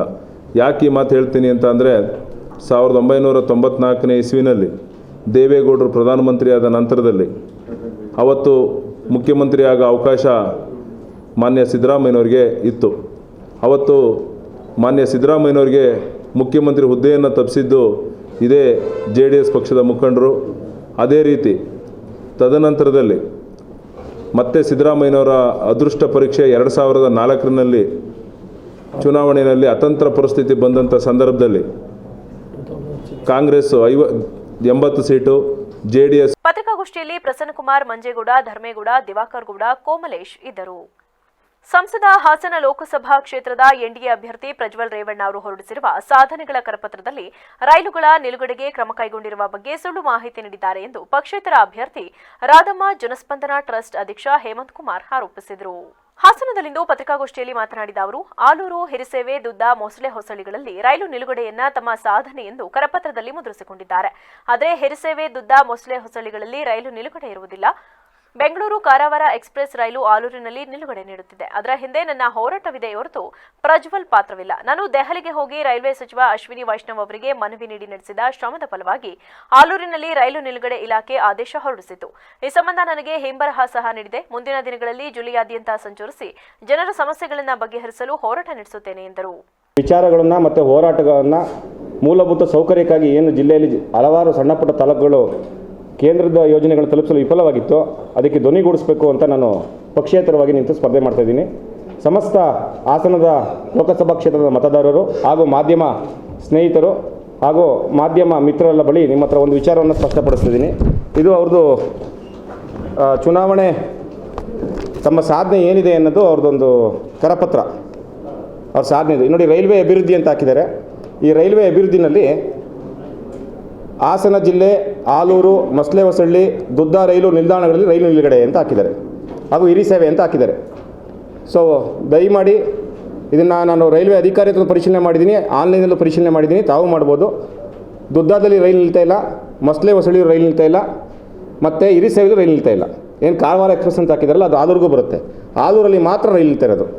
ಆ ಆಲೂರು ರೈಲು ಎಂಪಿರವರ ಚುನಾವಣಾ ನಿಧಿಗಾಗಿ ಸಪ್ಲೈಯಿಂಗ್ ಆಫ್ ಸವಡೀಸ್ ಮತ್ತು ಗೇಜ್ ರೀಡರ್ ಹೆಸರಿನಲ್ಲಿ ಅಕ್ರಮವಾಗಿ ಹಣ ಸಂಗ್ರಹಣೆ ಮಾಡಿರುವ ಗೊರೂರು ಹೇಮಾವತಿ ಯೋಜನಾ ವಲಯ ಮುಖ್ಯ ಎಂಜಿನಿಯರ್ ಹಾಗೂ ಸಂಬಂಧಪಟ್ಟ ಅಧಿಕಾರಿಗಳ ವಿರುದ್ಧ ಕ್ರಮ ಕೈಗೊಳ್ಳುವಂತೆ ಆರ್ ಮೋಹನ್ ಮನವಿ ಮಾಡಿದರು. ಅಕ್ಟೋಬರ್ 20ರಿಂದ ನವೆಂಬರ್ 2ರ ಅವಧಿಯ ಸಪ್ಲೈಯಿಂಗ್ ಆಫ್ ಸವಡೀಸ್ ಅಡಿಯಲ್ಲಿದ್ದ 54 ಮಂದಿ ಹಾಗೂ ಗೇಜ್ ರೀಡರ್ ಅಡಿಯ 14 ಮಂದಿ ಕೆಲಸಗಾರರ ವೇತನವನ್ನು ಗುತ್ತಿಗೆದಾರರ ಹೆಸರಿನಲ್ಲಿ ಗುತ್ತಿಗೆದಾರನ ಖಾತೆಗೆ 5,28,618 ರೂಗಳನ್ನು ಜಮೆ ಮಾಡಲಾಗಿದೆ. 28 ದಿನದ ಅವಧಿಯ 10,57,236 ರೂಗೂ ಹೆಚ್ಚು ಹಣವನ್ನು ದೊಡ್ಡ ಕಾಡನೂರು ಒಂದೇ ವಿಭಾಗದಲ್ಲಿ ಕಾರ್ಯನಿರ್ವಹಿಸುವುದಾದರೆ ಇತರೆ ಉಪವಿಭಾಗ ಹಾಗೂ ವಿಭಾಗಗಳ ಕಚೇರಿಯಿಂದ ಗೊರೂರು ಹೇಮಾವತಿ ಯೋಜನಾ ವಲಯದ ಮುಖ್ಯ ಎಂಜಿನಿಯರ್ ದುರ್ಬಳಕೆ ಮಾಡಿಕೊಂಡಿರುವುದು ಅಲ್ಲದೆ ಚುನಾವಣಾ ವೆಚ್ಚ ಭರಿಸಲು ಸವಡೀಸ್ಗಳ ಹೆಸರಿನಲ್ಲಿ ನಿಧಿಯನ್ನ ಬಳಕೆ ಮಾಡಿಕೊಂಡಿದ್ದಾರೆ. ಗೊರೂರಿನ ಹೇಮಾವತಿ ಯೋಜನಾ ವಲಯದ ಭ್ರಷ್ಟ ಅಧಿಕಾರಿಗಳ ವಿರುದ್ಧ ವಿಚಾರಣೆ ನಡೆಸಿ ಸೂಕ್ತ ಕ್ರಮ ಕೈಗೊಳ್ಳುವಂತೆ ಸಿಎಂ ಸಿದ್ದರಾಮಯ್ಯ, ಡಿಸಿಎಂ ಡಿಕೆ ಶಿವಕುಮಾರ್ ಹಾಗೂ ಜಿಲ್ಲಾ ಉಸ್ತುವಾರಿ ಸಚಿವ ರಾಜಣ್ಣ ಅವರಿಗೆ ಈ ಮೂಲಕ ಒತ್ತಾಯಿಸುತ್ತಿರುವುದಾಗಿ ಹೇಳಿದರು. ಈ ಹಿಂದೆ ನಾನು ಒಮ್ಮೆ ಜನವರಿ ತಿಂಗಳ ಪತ್ರಿಕಾಗೋಷ್ಠಿ ಮಾಡಿದ್ದೆ. ಹೇಮಾವತಿ ಇಲಾಖೆಯಲ್ಲಿ ಅತಿ ಹೆಚ್ಚು ಭ್ರಷ್ಟಾಚಾರ ಮಾಡಿ ಚುನಾವಣಾ MP ಲೋಕಸಭಾ ಸದಸ್ಯರ ಚುನಾವಣಾ ನಿಧಿಗಾಗಿ ಹಣ ಸಂಗ್ರಹಣೆ ಮಾಡ್ತಿದ್ವಿ ಅಂತ ಹೇಳ್ತಾರೆ. ಇಲ್ಲಿ ನಿಮಗೆ ಕೊಟ್ಟಿದ್ದೀನಿ ಪತ್ರಿಕೆ ಸ್ನೇಹಿತರಿಗೆಲ್ಲ. ಒಂದು ಉಪವಿಭಾಗದಲ್ಲಿ 10ರಿಂದ 15 ಜನ AEE ಸೇರಿ ನೌಕರ ಸಿಬ್ಬಂದಿಗಳಿರ್ತಾರೆ. ಆದರೆ 54 ಜನದ ಹೆಸರಲ್ಲಿ ಬಿಲ್ ಮಾಡ್ತಾರೆ. 14 ದಿವಸಕ್ಕೆ, ಕೇವಲ 14 ದಿವಸಕ್ಕೆ 5,28,618 ರೂಪಾಯಿ ಮಾಡ್ತಾರೆ. ಅಲ್ಲಿಗೆ 28 ದಿವಸಕ್ಕೆ 10 ಲಕ್ಷ ಚಿಲ್ಲರೆ ಆಗ್ತದೆ ಒಂದು ಸಬ್ ಡಿವಿಷನಲ್ಲಿ. ಹೇಮಾವತಿ ಯೋಜನಾ ವಲಯ ಕಚೇರಿ ವ್ಯಾಪ್ತಿಯಲ್ಲಿ 8 ಡಿವಿಷನ್ಗಳು ಬರ್ತವೆ, 2 ಸರ್ಕಲ್ಗಳು ಬರ್ತವೆ. ಆ 8 ಡಿವಿಷನ್ಗಳಲ್ಲಿ ಒಂದೊಂದು ಡಿವಿಷನ್ಗಳಲ್ಲಿ 4-5 ಸಬ್ ಡಿವಿಷನ್ಗಳಿರ್ತವೆ. ಪ್ರತಿ ಸಬ್ ಡಿವಿಷನ್ಗಳಲ್ಲೂ ಕೂಡ ಇದೇ ರೀತಿ ಕೊಟೇಶನ್ಗಳು ಮಾಡಿ ಸವಡೀಸ್ಗಳ ಹೆಸರಲ್ಲಿ ಬಿಲ್ ಮಾಡ್ತಾರೆ. ಇದನ್ನು ನಾನು ದಾಖಲೆ ಪಡೆದು ಮಾರ್ಚ್ 28ನೇ ತಾರೀಕು ಬಿಲ್ ಮಾಡ್ತಾರೆ. ಗುತ್ತಿಗೆದಾರನ ಹೆಸರಲ್ಲಿ ಹಣ ಸಂಗ್ರಹಣೆ ಮಾಡ್ತಾರೆ. ನಂತರ ನಾನು 1ನೇ ತಾರೀಕು ಕಚೇರಿಗೆ ಹಾಜರಾಗಿ AEE ಕೇಳಿದಾಗ ಅವರು ನೋವನ್ನ ತೋಡ್ಕೋತಾರೆ ನಮ್ಮ ಬಳಿ. ನಾವೇನು ಮಾಡೋದು, ನಮ್ಮ ಕೈಲಿ ಎಷ್ಟು ಸಾಧ್ಯನೋ ಅಷ್ಟು ಮಾಡಲಿಕ್ಕೆ ಸಾಧ್ಯ. ನಾನೊಬ್ಬ ಸಹಾಯಕ ಕಾರ್ಯಪಾಲಕ ಇಂಜಿನಿಯರು, ಮೇಲಾಧಿಕಾರಿಗಳು ಹೇಳ್ದಂಗೆ ನಾವು ಮಾಡಬೇಕು, ಅಷ್ಟೇ ನಮ್ಮ ಕೆಲಸ ಅಂತ ಹೇಳ್ತಾರೆ. ಯಾಕೆ ಅಂತ ಕೇಳಿದಾಗ, ಸರ್ಕಾರಿ ಆದೇಶ ಏನು ಮೇಲಧಿಕಾರಿ ಮಾಡ್ತಾರೋ ಮಾಡಬೇಕಾಗ್ತದೆ. ಪತ್ರಿಕಾಗೋಷ್ಠಿಯಲ್ಲಿ ಪಾಪಣಿ ಬಾಬು ಇದ್ದರು. ಚುನಾವಣೆಯ ಸಮಯದಲ್ಲಿ ಹಾರ್ಡ್ ವರ್ಕ್ಗಿಂತ ಸ್ಮಾರ್ಟ್ ವರ್ಕ್ ಕಾರ್ಯಗಳು ಜನರನ್ನ ವೇಗವಾಗಿ ತಲುಪಲು ಸಹಕಾರಿಯಾಗಿದೆ ಎಂದು ಕಾಂಗ್ರೆಸ್ ಎಲೆಕ್ಷನ್ ವಾರ್ ರೂಮ್ ಸಂಯೋಜಕ ಡಾಕ್ಟರ್ ದಿನೇಶ್ ಭೈರೇಗೌಡ ತಿಳಿಸಿದರು. ಹಾಸನದಲ್ಲಿಂದು ಪತ್ರಿಕಾಗೋಷ್ಠಿಯಲ್ಲಿ ಮಾತನಾಡಿದ ಅವರು, ಈ ಬಾರಿ ದೇಶದ ಜನರು ಬದಲಾವಣೆಯನ್ನ ಬಯಸಿದ್ದು, ರಾಜ್ಯಸಭಾ ಚುನಾವಣೆಯಲ್ಲಿ ನೀಡಿದ 5 ಗ್ಯಾರಂಟಿ ಯೋಜನೆಗಳನ್ನು ಜನತೆ ಮೆಚ್ಚಿ ಇಂದು ಲೋಕಸಭಾ ಚುನಾವಣೆಯ ಕಾಂಗ್ರೆಸ್ ಪಕ್ಷದ ಅಭ್ಯರ್ಥಿಯಾದ ಶ್ರೇಯಸ್ ಪಟೇಲ್ ಅವರಿಗೆ ಬೆಂಬಲವನ್ನ ಸೂಚಿಸುತ್ತಿದ್ದಾರೆ. ಪ್ರಸ್ತುತದ ಸಮೀಕ್ಷೆಯ ಪ್ರಕಾರ 1,50,000ಕ್ಕೂ ಅಧಿಕ ಮತಗಳ ಅಂತರದಲ್ಲಿ ಜಯ ಗಳಿಸುವ ಸೂಚನೆ ಇದೆ. ಈಗಾಗಲೇ ಬೂತ್ ಮಟ್ಟದಲ್ಲಿ ಮತಯಾಚನೆ ಕಾರ್ಯ ಮುಗಿದಿದ್ದು, ಆಧುನಿಕ ಕಾಲಘಟ್ಟಕ್ಕೆ ಅನುಗುಣವಾಗಿ ಈ ಬಾರಿ ಸಾಮಾಜಿಕ ಜಾಲತಾಣಗಳನ್ನು ಬಳಸಿಕೊಂಡು ವಾರ್ ರೂಮ್ ಮೂಲಕ ಮತಯಾಚನೆಯನ್ನು ನಡೆಸುವ ಕಾರ್ಯವನ್ನು ಜಾರಿಗೊಳಿಸಲಾಗಿದೆ. ಇದರಿಂದ ಹಣದ ಖರ್ಚು ಕೂಡ ಕಡಿಮೆಯಾಗಿ ಮತಬಾಂಧವರನ್ನ ಅತಿ ವೇಗವಾಗಿ ತಲುಪಬಹುದಾಗಿದೆ ಎಂದ ಅವರು, ಈ ಬಾರಿ ಕ್ಷೇತ್ರದ ಎಲ್ಲ ಮತಬಾಂಧವರು ಶ್ರೇಯಸ್ ಪಟೇಲ್ ಅವರಿಗೆ ಮತ ನೀಡಿ ಅವರನ್ನ ಗೆಲ್ಲಿಸಿ ಎಂದು ಮನವಿ ಮಾಡಿದರು. ಈ ಬಾರಿ ಪ್ರತಿಯೊಬ್ಬರು ಬದಲಾವಣೆ ಬಯಸಿದ್ದಾರೆ. ಯುವಕನಾದ ನಮ್ಮ ಶ್ರೇಯಸ್ ಪಟೇಲ್ಗೆ ಅವ್ರದ್ದು ಬೆಂಬಲವನ್ನು ಸೂಚಿಸಿದ್ದಾರೆ. ಅನೇಕ ಕಾಲ್ ಡೈಲಿ ಒಂದು 700-800 ಕಾಲ್ ಮೇಲೆ ಮಾಡ್ತಿದ್ದು. ಪ್ರತಿಯೊಬ್ಬರು ಯುವಕರಾಗಲಿ, ಮಹಿಳೆಯರಾಗಲಿ, ರೈತರಾಗಲಿ ಪ್ರತಿಯೊಬ್ಬರು ನಮ್ಮ ಕಾಂಗ್ರೆಸ್ ಸರ್ಕಾರದ ಯೋಜನೆಗಳನ್ನು ಮೆಚ್ಚಿಕೊಂಡು ನಮ್ಮ ಶ್ರೇಯಸ್ ಪಟೇಲ್ ಅಭ್ಯರ್ಥಿಗೆ ಬೆಂಬಲ ಸೂಚಿಸಿದ್ದಾರೆ. ಅದನ್ನು ಸಂತೋಷ ಹಂಚ್ಕೊಳ್ಳೋಕ್ಕೆ ಬಂದಿದ್ದೀವಿ. ಮತ್ತು ನಮ್ಮ ಈಗಿನ ಸರ್ವೆ ಪ್ರಕಾರ ಕಮ್ಮಿ ಅಂದ್ರೂ 1.5 ಲಕ್ಷಗಳ ಅಧಿಕ ಮತಗಳಿಂದ ಜಯಶೀಲರಾಗ್ತೀವಿ ಅಂತ ಅನಿಸುತ್ತೆ. ಮತ್ತು ವಾರ್ ರೂಮ್ ಕಾನ್ಸೆಪ್ಟ್ ನಮ್ಮ ಕಾಂಗ್ರೆಸ್ಸಲ್ಲಿ ಹೊಸದಾಗಿ ನಮ್ಮ ಜಿಲ್ಲೆಯಲ್ಲಿ ಶುರುವಾಗಿದ್ದು, ಮುಂಚೆ ಇರಲಿಲ್ಲ. ಅದೊಂದು ಆರ್ಗನೈಸ್ಡ್ ವೇಯಲ್ಲಿ ಜನರನ್ನು ತಲುಪೋಕ್ಕೆ ಅನುಕೂಲ ಆಯಿತು. ಇಷ್ಟು ದಿನ ಏನಾಗ್ತಿತ್ತು, ನಮ್ಮದು ಹಾರ್ಡ್ ವರ್ಕೇ ಮಾಡ್ತಾ ಕುಳಿತಿದ್ದು. ಅದನ್ನು ಎಜುಕೇಟೆಡ್ಸ್ ಎಲ್ಲ ಜಾಸ್ತಿ ಆಗಿರೋದ್ರಿಂದ, ಟೆಕ್ನಾಲಜಿ ಅಡ್ವಾನ್ಸ್ ಆಗಿರೋದ್ರಿಂದ, ಮೀಡಿಯಾಸ್ ಇರೋದ್ರಿಂದ ಸ್ಮಾರ್ಟ್ ವರ್ಕ್ ಮೂಲಕ ಜಾಸ್ತಿ ಜನರನ್ನು ತಲುಪಬೇಕು ಅಂತ ಪ್ರತಿ ಬೂತ್ಗಳಲ್ಲೂ ನಾವು ಏಜೆಂಟ್ಸ್ಗಳು ಕ್ರಿಯೇಟ್ ಮಾಡಿಕೊಂಡು, ವಾಟ್ಸಪ್ ಗ್ರೂಪ್ ಕ್ರಿಯೇಟ್ ಮಾಡಿಕೊಂಡು, ಪ್ರತಿ ಮನೆಯೂ ಚಿಕ್ಕ ಗ್ರೂಪಾಗಿ ಮೀಟ್ ಮಾಡ್ಕೊಂಡು ಬರ್ತಾಯಿದ್ದೀವಿ. ಒಂದು ಸಂತೋಷದ ವಿಚಾರ. ಅದು ಕಮ್ಮಿ ಖರ್ಚಲ್ಲಿ ಹೆಚ್ಚಿನ ಒಬ್ಬ ಸೈನಿಕನನ್ನ ಚುನಾವಣೆಯಲ್ಲಿ ಗೆಲ್ಲಿಸಿದ್ರೆ ದೇಶ ರಕ್ಷಣೆಯಾಗುತ್ತದೆ ಎಂದು ಸ್ವಾತಂತ್ರ್ಯ ಅಭ್ಯರ್ಥಿ ಮಾಜಿ ಸೈನಿಕ ಬಸವರಾಜು ಜೇಡಿ ತಿಳಿಸಿದರು. ನಗರದಲ್ಲಿಂದು ಸುದ್ದಿಗಾರರೊಂದಿಗೆ ಮಾತನಾಡಿದ ಅವರು, ದೇಶ ಕಾಯುವ ಸೈನಿಕನಿಗೆ ಇಂದು ರಾಜಕೀಯ ಕ್ಷೇತ್ರದಲ್ಲಿ ಸೂಕ್ತ ಸ್ಥಾನಮಾನ ದೊರಕಬೇಕೆಂಬ ಉದ್ದೇಶದಿಂದ ಈ ಬಾರಿಯ ಲೋಕಸಭಾ ಚುನಾವಣೆಯಲ್ಲಿ ಪಕ್ಷೇತರ ಅಭ್ಯರ್ಥಿಯಾಗಿ ಭಾಗವಹಿಸುತ್ತಿದ್ದು, ಹಾಸನ ಜಿಲ್ಲೆಯ ಎಲ್ಲಾ ಲೋಕಸಭಾ ಕ್ಷೇತ್ರದಲ್ಲೂ ಅಭೂತಪೂರ್ವವಾದ ಬೆಂಬಲ ದೊರೆಯುತ್ತಿದೆ. ಈ ಬಾರಿ ಮತಬಾಂಧವರು ಕ್ರಮ ಸಂಖ್ಯೆ 10 ವಜ್ರದ ಗುರುತಿಗೆ ನಿಮ್ಮ ಅಮೂಲ್ಯವಾದ ಮತಗಳನ್ನು ನೀಡಿ ನನ್ನ ಗೆಲುವಿಗೆ ಸಹಕರಿಸಿ ಎಂದು ಮನವಿ ಮಾಡಿದರು. ಮಾನ್ಯ ಮತಬಾಂಧವರಲ್ಲಿ ಕೇಳ್ಕೊಳ್ಳೋದೇನೆಂದರೆ, ನಾನೊಬ್ಬ ಮಾಜಿ ಸೈನಿಕನಾಗಿ ಈ ಸಾರಿ ಹಾಸನ ಲೋಕಸಭಾ ಕ್ಷೇತ್ರದಿಂದ ನಿಂತಿರುವುದರಿಂದ ತಮ್ಮೆಲ್ಲರಲ್ಲಿ ನಾನು ಕಳಕಳಿಯ ಒಂದು ಮನವಿ ಮಾಡ್ಕೊತೀನಿ. ಹೋದೆಲ್ಲ ಕಡೆ ಒಂದು ಒಳ್ಳೆಯ ರೆಸ್ಪಾನ್ಸ್ ಇದೆ. ಒಬ್ಬ ಸೈನಿಕನಿಗೆ ವೋಟ್ ಹಾಕಿ ದೇಶವನ್ನು ರಕ್ಷಣೆ ಮಾಡಬೇಕು, ಜಿಲ್ಲೆಯನ್ನು ರಕ್ಷಣೆ ಮಾಡಬೇಕು ಅನ್ನೋದು ಜನತೆಯಲ್ಲಿ ಮೂಡಿ ಬಂದಿದೆ. ಅದರಂತೆಯೇ ತಾವುಗಳೂ ಸಹ ನನಗೆ ಒಂದು ಕ್ರಮ ಸಂಖ್ಯೆ 10 ವಜ್ರದ ಗುರುತಿಗೆ ವೋಟ್ ಕೊಟ್ಟು ನನ್ನನ್ನು ಒಂದು ಬಹುಮತದಿಂದ ತಮ್ಮ ಸೇವೆ ಮಾಡಲಿಕ್ಕೆ ಅವಕಾಶ ಮಾಡಿಕೊಡ್ಬೇಕು ಅಂತ ನಾನು ಈ ಮೂಲಕ ಜನಗಳಲ್ಲಿ ವಿನಂತಿಸಿಕೊಳ್ಳುತ್ತೇನೆ. ಜೈ ಹಿಂದ್, ಜೈ ಕರ್ನಾಟಕ, ಜೈ ಹಾಸನಾಂಬೆ. ನನ್ನ ಹೆಸರು ಬಸವರಾಜು ಜೇಡಿ. ನನ್ನ ಕ್ರಮ ಸಂಖ್ಯೆ 10, ಮತದ ಗುರುತು ವಜ್ರ. ಕ್ರಮ ಸಂಖ್ಯೆ 10, ಮತದ ಗುರುತು ವಜ್ರ. ಈ ವಜ್ರದ ಗುರುತಿಗೆ ತಾವೆಲ್ಲರೂ ತಮ್ಮ ಅಮೂಲ್ಯವಾದ ಮತವನ್ನು ಕೊಟ್ಟು ನನ್ನನ್ನು ಜಯಶೀಲನಾಗಿ ಮಾಡಬೇಕಂತ. ದೇಶದಲ್ಲಿ ಓಡಿದಾಡುವ ರಾಜಕಾರಣ ಮಾಡುತ್ತಿರುವ ಎನ್ಡಿಎ ನೇತೃತ್ವದ ಮೋದಿ ಸರ್ಕಾರವನ್ನ ಕೆಳಗಿಳಿಸಬೇಕೆಂಬ ಉದ್ದೇಶದಿಂದ ನಾವೆಲ್ಲ ಒಗ್ಗೂಡಿ ಜಾಗೃತಿಯನ್ನ ಮಾಡಬೇಕೆಂದು ದಸಂಸ ಐಕ್ಯ ಹೋರಾಟ ಚಾಲನಾ ಸಮಿತಿಯ ಸಂಚಾಲಕ ಇಂದೂಧರ ಹೊನ್ನಾಪುರ ಹೇಳಿದರು. ಹಾಸನದಲ್ಲಿಂದು ಪತ್ರಿಕಾಗೋಷ್ಠಿಯಲ್ಲಿ ಮಾತನಾಡಿದ ಅವರು, ದೇಶವನ್ನ ಆಳುವ ಕೇಂದ್ರ ಸರ್ಕಾರ ದೇಶವನ್ನ ವಿಂಗಡಣೆ ಕಡೆ ತೆಗೆದುಕೊಂಡು ಸಾಗುತ್ತಿದ್ದು, ಪ್ರಗತಿಗೆ ವಿರುದ್ಧವಾಗಿ ತೆಗೆದುಕೊಂಡು ಹೋಗುತ್ತಿರುವುದು ಆತಂಕವನ್ನ ತಂದಿದೆ. 2014ರ ನಂತರ ದೇಶ ಒಂದು ರೀತಿ ಹಿಮಕಚಲನೆಯತ್ತ ಸಾಗಲು ಆರಂಭಿಸಿತ್ತು. ದೇಶಕ್ಕೆ 1947ರಲ್ಲಿ ಸ್ವಾತಂತ್ರ್ಯ ಬಂದ ನಂತರ 2014ರವರೆಗೆ ಪ್ರಗತಿ ಪರದತ್ತ ಸಾಗುತ್ತಿತ್ತು. ಅದೇ ನರೇಂದ್ರ ಮೋದಿ ಪ್ರಧಾನಮಂತ್ರಿಯಾಗಿ ಚುಕ್ಕಾಣಿ ಹಿಡಿದ ನಂತರ ಯಾವುದೇ ಪ್ರಗತಿಪರ ಕಾರ್ಯಗಳು ಆಗಿಲ್ಲ. ದೇಶದ ಸಂವಿಧಾನಿಕ ಆಶಯಗಳನ್ನ, ಸಂಸ್ಥೆಗಳನ್ನ ಮೂಲೆಗುಂಪು ಮಾಡಿ ದೇಶವನ್ನ ಅಧೋಗತಿಗೆ ತಳ್ಳುವಂತಹ ಕಾರ್ಯವನ್ನ ಮಾಡಿಕೊಂಡು ಬಂದಿದ್ದಾರೆ. ಆದುದರಿಂದ ದೇಶದ ಉಳಿವಿಗಾಗಿ ಹಾಗೂ ಸಂವಿಧಾನದ ಉಳಿವಿಗಾಗಿ ಈ ಬಾರಿಯ ಲೋಕಸಭಾ ಚುನಾವಣೆಯಲ್ಲಿ ಮೋದಿ ಅವರನ್ನ ಕೆಳಗಿಳಿಸುವ ಗುರಿಯನ್ನ ಹೊಂದಿದ್ದು ಕಾಂಗ್ರೆಸ್ ಪಕ್ಷವನ್ನ ಬೆಂಬಲಿಸುವುದಾಗಿ ತಿಳಿಸಿದರು. ಪ್ರಧಾನವಾಗಿ 2014ರ ನಂತರ ಭಾರತ ಯಾವ ದಿಕ್ಕಿನತ್ತ ಹೋಗ್ತಾ ಇದೆ, ಆಳುವ ಸರ್ಕಾರ, ಒಕ್ಕೂಟ ಸರ್ಕಾರ ಅಥವಾ ಕೇಂದ್ರ ಸರ್ಕಾರ ಅಂತ ನಾವೇನು ಹೇಳ್ತೀವಿ, ಆ ಸರ್ಕಾರ ದೇಶವನ್ನು ವಿಘಟನೆಯ ಕಡೆ ತೊಗೊಂಡು ಹೋಗ್ತಾ ಇದೆ. ಅದನ್ನು ಪ್ರಗತಿಗೆ ವಿರುದ್ಧವಾದ ದಿಕ್ಕಿನಲ್ಲಿ ತೊಗೊಂಡು ಹೋಗ್ತಾ ಇದಕ್ಕಂಥ ಆತಂಕ ನಮ್ಮನ್ನೆಲ್ಲ ಕಾಡಿಸ್ತಾ ಇರೋದ್ರಿಂದ ನಾವೆಲ್ಲ ಒಟ್ಟಾಗಿ ರಾಜ್ಯಾದ್ಯಂತ ಪ್ರವಾಸ ಮಾಡಬೇಕು, ಜನಜಾಗೃತಿಯನ್ನು ಮಾಡಬೇಕು. ಮತ್ತು ಯಾರು ಈ ದೇಶವನ್ನು ಒಡೆದಾಳುವ ರಾಜಕಾರಣವನ್ನು ಮಾಡ್ತಾ ಇದ್ದಾರೋ BJP ನೇತೃತ್ವದ NDA ಸರ್ಕಾರ, ಆ ಸರ್ಕಾರವನ್ನು ಕೆಳಗಿಳಿಸಬೇಕು ಅಂತಕ್ಕಂಥ ಗುರಿಯನ್ನು ಇಟ್ಟುಕೊಂಡು ನಾವು ರಾಜ್ಯಾದ್ಯಂತ ಪ್ರವಾಸವನ್ನು ಮಾಡ್ತಾ ಇದ್ದೀವಿ. ಸ್ವಾತಂತ್ರ್ಯೋತ್ತರ ಭಾರತದಲ್ಲಿ ನಮ್ಮ ಸಂವಿಧಾನಕ್ಕೆ, ಪ್ರಜಾಪ್ರಭುತ್ವಕ್ಕೆ, ಸೌಹಾರ್ದತೆಯ ಬದುಕಿಗೆ ಹಿಂದೆಂದೂ ಬಾರದಂತಹ ಅಪಾಯ ಬಿಜೆಪಿ NDA ನೇತೃತ್ವದ ನರೇಂದ್ರ ಮೋದಿ ಸರ್ಕಾರದ ಆಳ್ವಿಕೆಯಲ್ಲಿ ಬಂದಿದೆ ಎಂದು ಹಿರಿಯ ಪತ್ರಕರ್ತ JB ಬಸವರಾಜು ಆತಂಕ ವ್ಯಕ್ತಪಡಿಸಿದರು. ಹಾಸನದಲ್ಲಿಂದು ಪತ್ರಿಕಾಗೋಷ್ಠಿಯಲ್ಲಿ ಮಾತನಾಡಿದ ಅವರು, ಸ್ವಾತಂತ್ರ್ಯೋತ್ತರ ಭಾರತದಲ್ಲಿ ನಾವು ಜನತೆಯಿಂದ ಕಾಯ್ದುಕೊಂಡು ಬಂದಿದ್ದ ಧರ್ಮ ಮತ್ತು ರಾಜಕಾರಣಗಳ ಪ್ರತ್ಯೇಕತೆಯನ್ನು ಅಳಿಸಿ ಹಾಕಿ ಪ್ರಧಾನಿ ನೇರವಾಗಿ ಧಾರ್ಮಿಕ ಕಾರ್ಯಗಳಲ್ಲಿ ತೊಡಗಿರುವುದು ಅಸಂವಿಧಾನಿಕ ಹಾಗೂ ಪ್ರಜಾಪ್ರಭುತ್ವ ವಿರೋಧಿ ಕ್ರಮವಾಗಿದೆ. ಮೋದಿ ಅಮಿತ್ ಶಾ ಜೋಡಿಯೋ ದೇವರು ಧರ್ಮವನ್ನ ರಾಜಕಾರಣದ ಸೇವಕನಾಗಿಸಿ ಬಿಟ್ಟಿದೆ. ಧರ್ಮದ ಅಮಲನ್ನ ಜನರಲ್ಲಿ ತುಂಬಿಸಿ ಅವರು 2 ಬಾರಿ ಪ್ರಧಾನಮಂತ್ರಿಗಳಾದರೂ ಈಗ 2024ರಲ್ಲಿ ನಡೆಯುವ ಲೋಕಸಭಾ ಚುನಾವಣೆಯಲ್ಲಿ ಇದೇ ವಿಷಯವನ್ನ ಇಟ್ಟುಕೊಂಡು ಬಿಜೆಪಿ ಮತ ಕೇಳುತ್ತಿದ್ದು ಅವರನ್ನ ಸಂಪೂರ್ಣವಾಗಿ ತಿರಸ್ಕರಿಸಬೇಕು ಎಂದರು. ಜನಾಂದೋಲನ ಮಹಾಮೈತ್ರಿಯ ಸಂಘಟನಾ ಕಾರ್ಯದರ್ಶಿ ಉಗ್ರ ನರಸಿಂಹೇಗೌಡ ಮಾತನಾಡಿ, ಮೋದಿ ಮತ್ತೊಮ್ಮೆ ಪ್ರಧಾನಿಯಾದರೆ ದೇಶ ಸರ್ವನಾಶವಾಗುತ್ತದೆ. ರೈತರ ಭೂಮಿ ಖಾಸಗಿ ಕಂಪನಿಗಳ ಪಾಲಾಗಿ ರೈತರು ಹಳ್ಳಿಗಳನ್ನು ತೊರೆಯಬೇಕಾಗುತ್ತದೆ. ನಿರುದ್ಯೋಗ ಮಟ್ಟ ಹೆಚ್ಚುತ್ತದೆ. APMC ಕಾಯ್ದೆಗೆ ತಿದ್ದುಪಡಿ ತಂದು ರೈತರ ಜೀವನವನ್ನ ಹಾಳು ಮಾಡಲಾಗುತ್ತಿದೆ. ಆದ್ದರಿಂದ ಬಿಜೆಪಿಗೆ ಪರ್ಯಾಯವಾಗಿ ಕಾಂಗ್ರೆಸ್ ಪಕ್ಷವನ್ನ ಜನರು ಚುನಾಯಿಸಬೇಕು ಎಂದರು.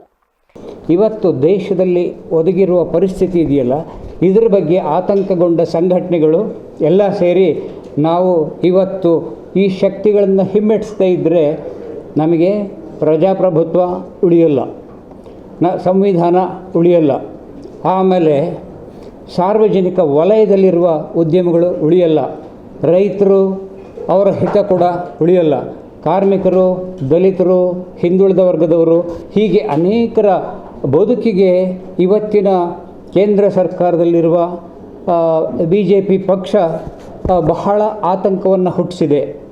ಜೊತೆಗೆ ನೂರಾರು ವರ್ಷಗಳಿಂದ, ಸಾವಿರಾರು ವರ್ಷಗಳಿಂದ ಈ ನಾಡಿನಲ್ಲಿ ಬದುಕಿದಂಥ ಸಮುದಾಯಗಳಿವೆಯಲ್ಲ, ಸಮುದಾಯಗಳಲ್ಲಿರುವ ಒಂದು ಸಹಬಾಳ್ವೆ ಕೂಡ ಇದು ಬಹಳ ಕಂಟಕಕಾರಿಯಾಗಿದೆ ಅಂತ ನಾವು ಭಾವಿಸಿದ್ರಿಂದ ಈ ಚುನಾವಣೆಯಲ್ಲಿ ನಮಗೆ ಯಾವ. ಪತ್ರಿಕಾಗೋಷ್ಠಿಯಲ್ಲಿ ಸಹ ಸಂಯೋಜಕರಾದ ಅಭಿರುಚಿ ಗಣೇಶ್, KV ಭಟ್, ವಕೀಲ ಮಹಮ್ಮದ್ ಇಮ್ರಾನ್ ಉಪಸ್ಥಿತರಿದ್ದರು. ಪುರಸಭೆಯವರು ಗ್ರಾಮದ ಹೃದಯ ಭಾಗದಲ್ಲಿ ನಿರ್ಮಾಣ ಮಾಡುತ್ತಿರುವ ಕಸ ವಿಲೇವಾರಿ ಘಟಕದ ಕಾಮಗಾರಿಯನ್ನ ಸ್ಥಗಿತಗೊಳಿಸದಿದ್ದರೆ ಮುಂಬರುವ ಲೋಕಸಭಾ ಚುನಾವಣೆಯಲ್ಲಿ ಮಳಲಿ ಗ್ರಾಮಸ್ಥರು ಪಾಲ್ಗೊಳ್ಳುವುದಿಲ್ಲವೆಂದು ಹಿರಿಯ ಹೋರಾಟಗಾರ ಮಳಲಿ ಶಿವಣ್ಣ ಹೇಳಿದರು.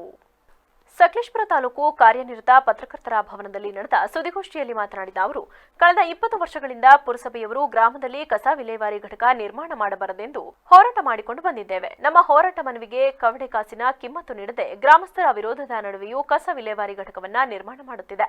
ಪುರಸಭೆಯವರು ನಿರ್ಮಾಣ ಮಾಡುತ್ತಿರುವ ಕಸ ವಿಲೇವಾರಿ ಘಟಕವು ಗ್ರಾಮದ ಶಾಲೆ ಹಾಗೂ ವಸತಿ ಪ್ರದೇಶದಲ್ಲಿದ್ದು ಇದರಿಂದ ಗ್ರಾಮಸ್ಥರು ಹಾಗೂ ಶಾಲಾ ಮಕ್ಕಳಿಗೆ ಆರೋಗ್ಯದಲ್ಲಿ ಏರುಪೇರುವಾಗುವ ಸಾಧ್ಯತೆಗಳು ಹೆಚ್ಚಾಗಿದೆ. ಗ್ರಾಮದಲ್ಲಿ ಮೀಸಲಿಟ್ಟಿರುವ ಸ್ಮಶಾನದ ಜಾಗವನ್ನ ಒತ್ತುವರಿ ಬಿಡಿಸಿಕೊಡುವಂತೆ ತಾಲೂಕು ಆಡಳಿತಕ್ಕೆ ಹಲವು ಬಾರಿ ಮನವಿ ಮಾಡಿದರೂ ಪ್ರಭಾವಿಗಳ ಪ್ರಭಾವಕ್ಕೆ ಒಳಗಾಗಿ ಈ ಕ್ಷಣದವರೆಗೂ ಒತ್ತುವರಿಯನ್ನ ಬಿಡಿಸಿಕೊಟ್ಟಿರುವುದಿಲ್ಲ. ಗ್ರಾಮದಲ್ಲಿ ಸಾವುಗಳಾದರೆ ಅಂತಿಮ ಸಂಸ್ಕಾರಕ್ಕೆ ಸೂಕ್ತ ಸ್ಥಳವಿರುವುದಿಲ್ಲ. ಇತ್ತೀಚೆಗೆ ಗ್ರಾಮದ ಮಧ್ಯದಲ್ಲಿ ಹಾದು ಹೋಗಿರುವ ರಾಷ್ಟ್ರೀಯ ಹೆದ್ದಾರಿ 75ರ ಅವೈಜ್ಞಾನಿಕ ಕಾಮಗಾರಿಯಿಂದಾಗಿ ಅಪಘಾತಗಳು ಹೆಚ್ಚಾಗುವ ಸಾಧ್ಯತೆಗಳಿದ್ದು ಗ್ರಾಮದಿಂದ ಪಟ್ಟಣಕ್ಕೆ ಸುಗಮ ಸಂಚಾರಕ್ಕೆ ಅಡಚಣೆ ಹೆಚ್ಚಾಗುವ ಸಾಧ್ಯತೆ ಇದೆ. ನಮ್ಮ ಬೇಡಿಕೆಗಳು ಸಂಬಂಧಪಟ್ಟ ಅಧಿಕಾರಿಗಳು ಈಡೇರಿಸದಿದ್ದರೆ ಮುಂಬರುವ ಲೋಕಸಭಾ ಚುನಾವಣೆಯಲ್ಲಿ ಗ್ರಾಮದ ಜನರು ಭಾಗವಹಿಸುವುದಿಲ್ಲ ಎಂದರು. 6 ವರ್ಷಗಳಿಂದಲೂ ಪುರಸಭೆಯ ಘನತ್ಯಾಜ್ಯ ವಸ್ತು ವಿಲೇವಾರಿ ಘಟಕ ಸ್ಥಾಪನೆ ನಡೀತಾ ಇದೆ. ಈ ಘಟಕವನ್ನು ಸ್ಥಾಪನೆ ಮಾಡಬಾರ್ದು ಅಂತೇಳಿ ಕಳೆದ 20 ವರ್ಷದಿಂದಲೂ ನಾವು ನಿರಂತರ ಹೋರಾಟ, ಧರಣಿ, ಸತ್ಯಾಗ್ರಹ ಎಲ್ಲ ಮಾಡ್ಕೊಂಡು ಬಂದಿದ್ದೀವಿ. ಈ ಬಗ್ಗೆ ಸರ್ಕಾರಕ್ಕೆ ಮತ್ತು ಸಂಬಂಧಪಟ್ಟ ಅಧಿಕಾರಿಗಳಿಗೆ ಮತ್ತು ಸಂಬಂಧಪಟ್ಟ ಎಲ್ಲ ಇಲಾಖೆ ಅಧಿಕಾರಿಗಳಿಗೂ ಮನವಿ ಸಲ್ಲಿಸಿದ್ರು. ಯಾರೂ ಇಲ್ಲಿವರೆಗೂ ಸ್ಪಂದಿಸಿಲ್ಲ. ಬರೀ ಆಶ್ವಾಸನೆ ಕೊಡ್ತಾರೆ, ಯಾವುದೂ ಆಶ್ವಾಸನೆ ತಲುಪಿಲ್ಲ. ಹಾಗಾಗಿ ನಾವು ಈ ದಿನ ಮಳಲಿ ಗ್ರಾಮಸ್ಥರೆಲ್ಲ ಸೇರಿ ಈ ಒಂದು ಚುನಾವಣೆ, ಮುಂಬರುವ ಲೋಕಸಭಾ ಚುನಾವಣೆಯನ್ನು ಬಹಿಷ್ಕರಿಸಬೇಕು, ನಾವು ಯಾವ ಒಂದು ಓಟು ಸಹ ಹಾಕಬಾರ್ದು ಅನ್ನೋದ್ರ ಬಗ್ಗೆ ಒಂದು ಪತ್ರಿಕಾಗೋಷ್ಠಿಯನ್ನು ನಡೆಸ್ತಾ ಇದ್ದೀವಿ. ಪ್ರಾರಂಭವಾಗಿರುವ ಬೈಪಾಸ್ ರಸ್ತೆಯಲ್ಲಿ ಮಳಲಿ ಗ್ರಾಮಕ್ಕೆ ಓಡಾಡುವಂಥ ರಸ್ತೆಯಲ್ಲಿ ನಮಗೆ ದಾರಿ ಬಿಡದಲೆ ಬೇಕಾಬಿಟ್ಟಿ ವಾಹನಗಳು ಓಡಾಡ್ತಿದ್ದಾವೆ. ಮುಂದೆ ಅನಾಹುತ ಆಗೋಂಥ ಸಂಭವ ಸಹ ಇರುತ್ತೆ. ವೆಹಿಕಲ್ ಓಡಾಡೋಕ್ಕೆ ಅಡಿಯಲ್ಲಿ ಜಾಗ ಬಿಡಬೇಕಿತ್ತು. ಅಂಡರ್ಗ್ರೌಂಡ್ ಮಾಡಬೇಕಿತ್ತು, ಅದು ಸಹ ಮಾಡಿಲ್ಲ. 2 ಕಡೆ ಮಾಡಿಲ್ಲ, ಕನಾಡ್ಲು ಮತ್ತು ಮರಳಿ 2 ಸೈಡ್ ಸಹ ಬಿಟ್ಟಿಲ್ಲ. ಜಾಗ ಬಿಡಿದ್ರೆ ಅನಾಹುತಾಗಿದ್ದ ವೆಹಿಕಲ್ ಆ ಕಡೆ ಈ ಕಡೆ ಓಡಾಡ್ತಾ ಇರ್ತವೆ.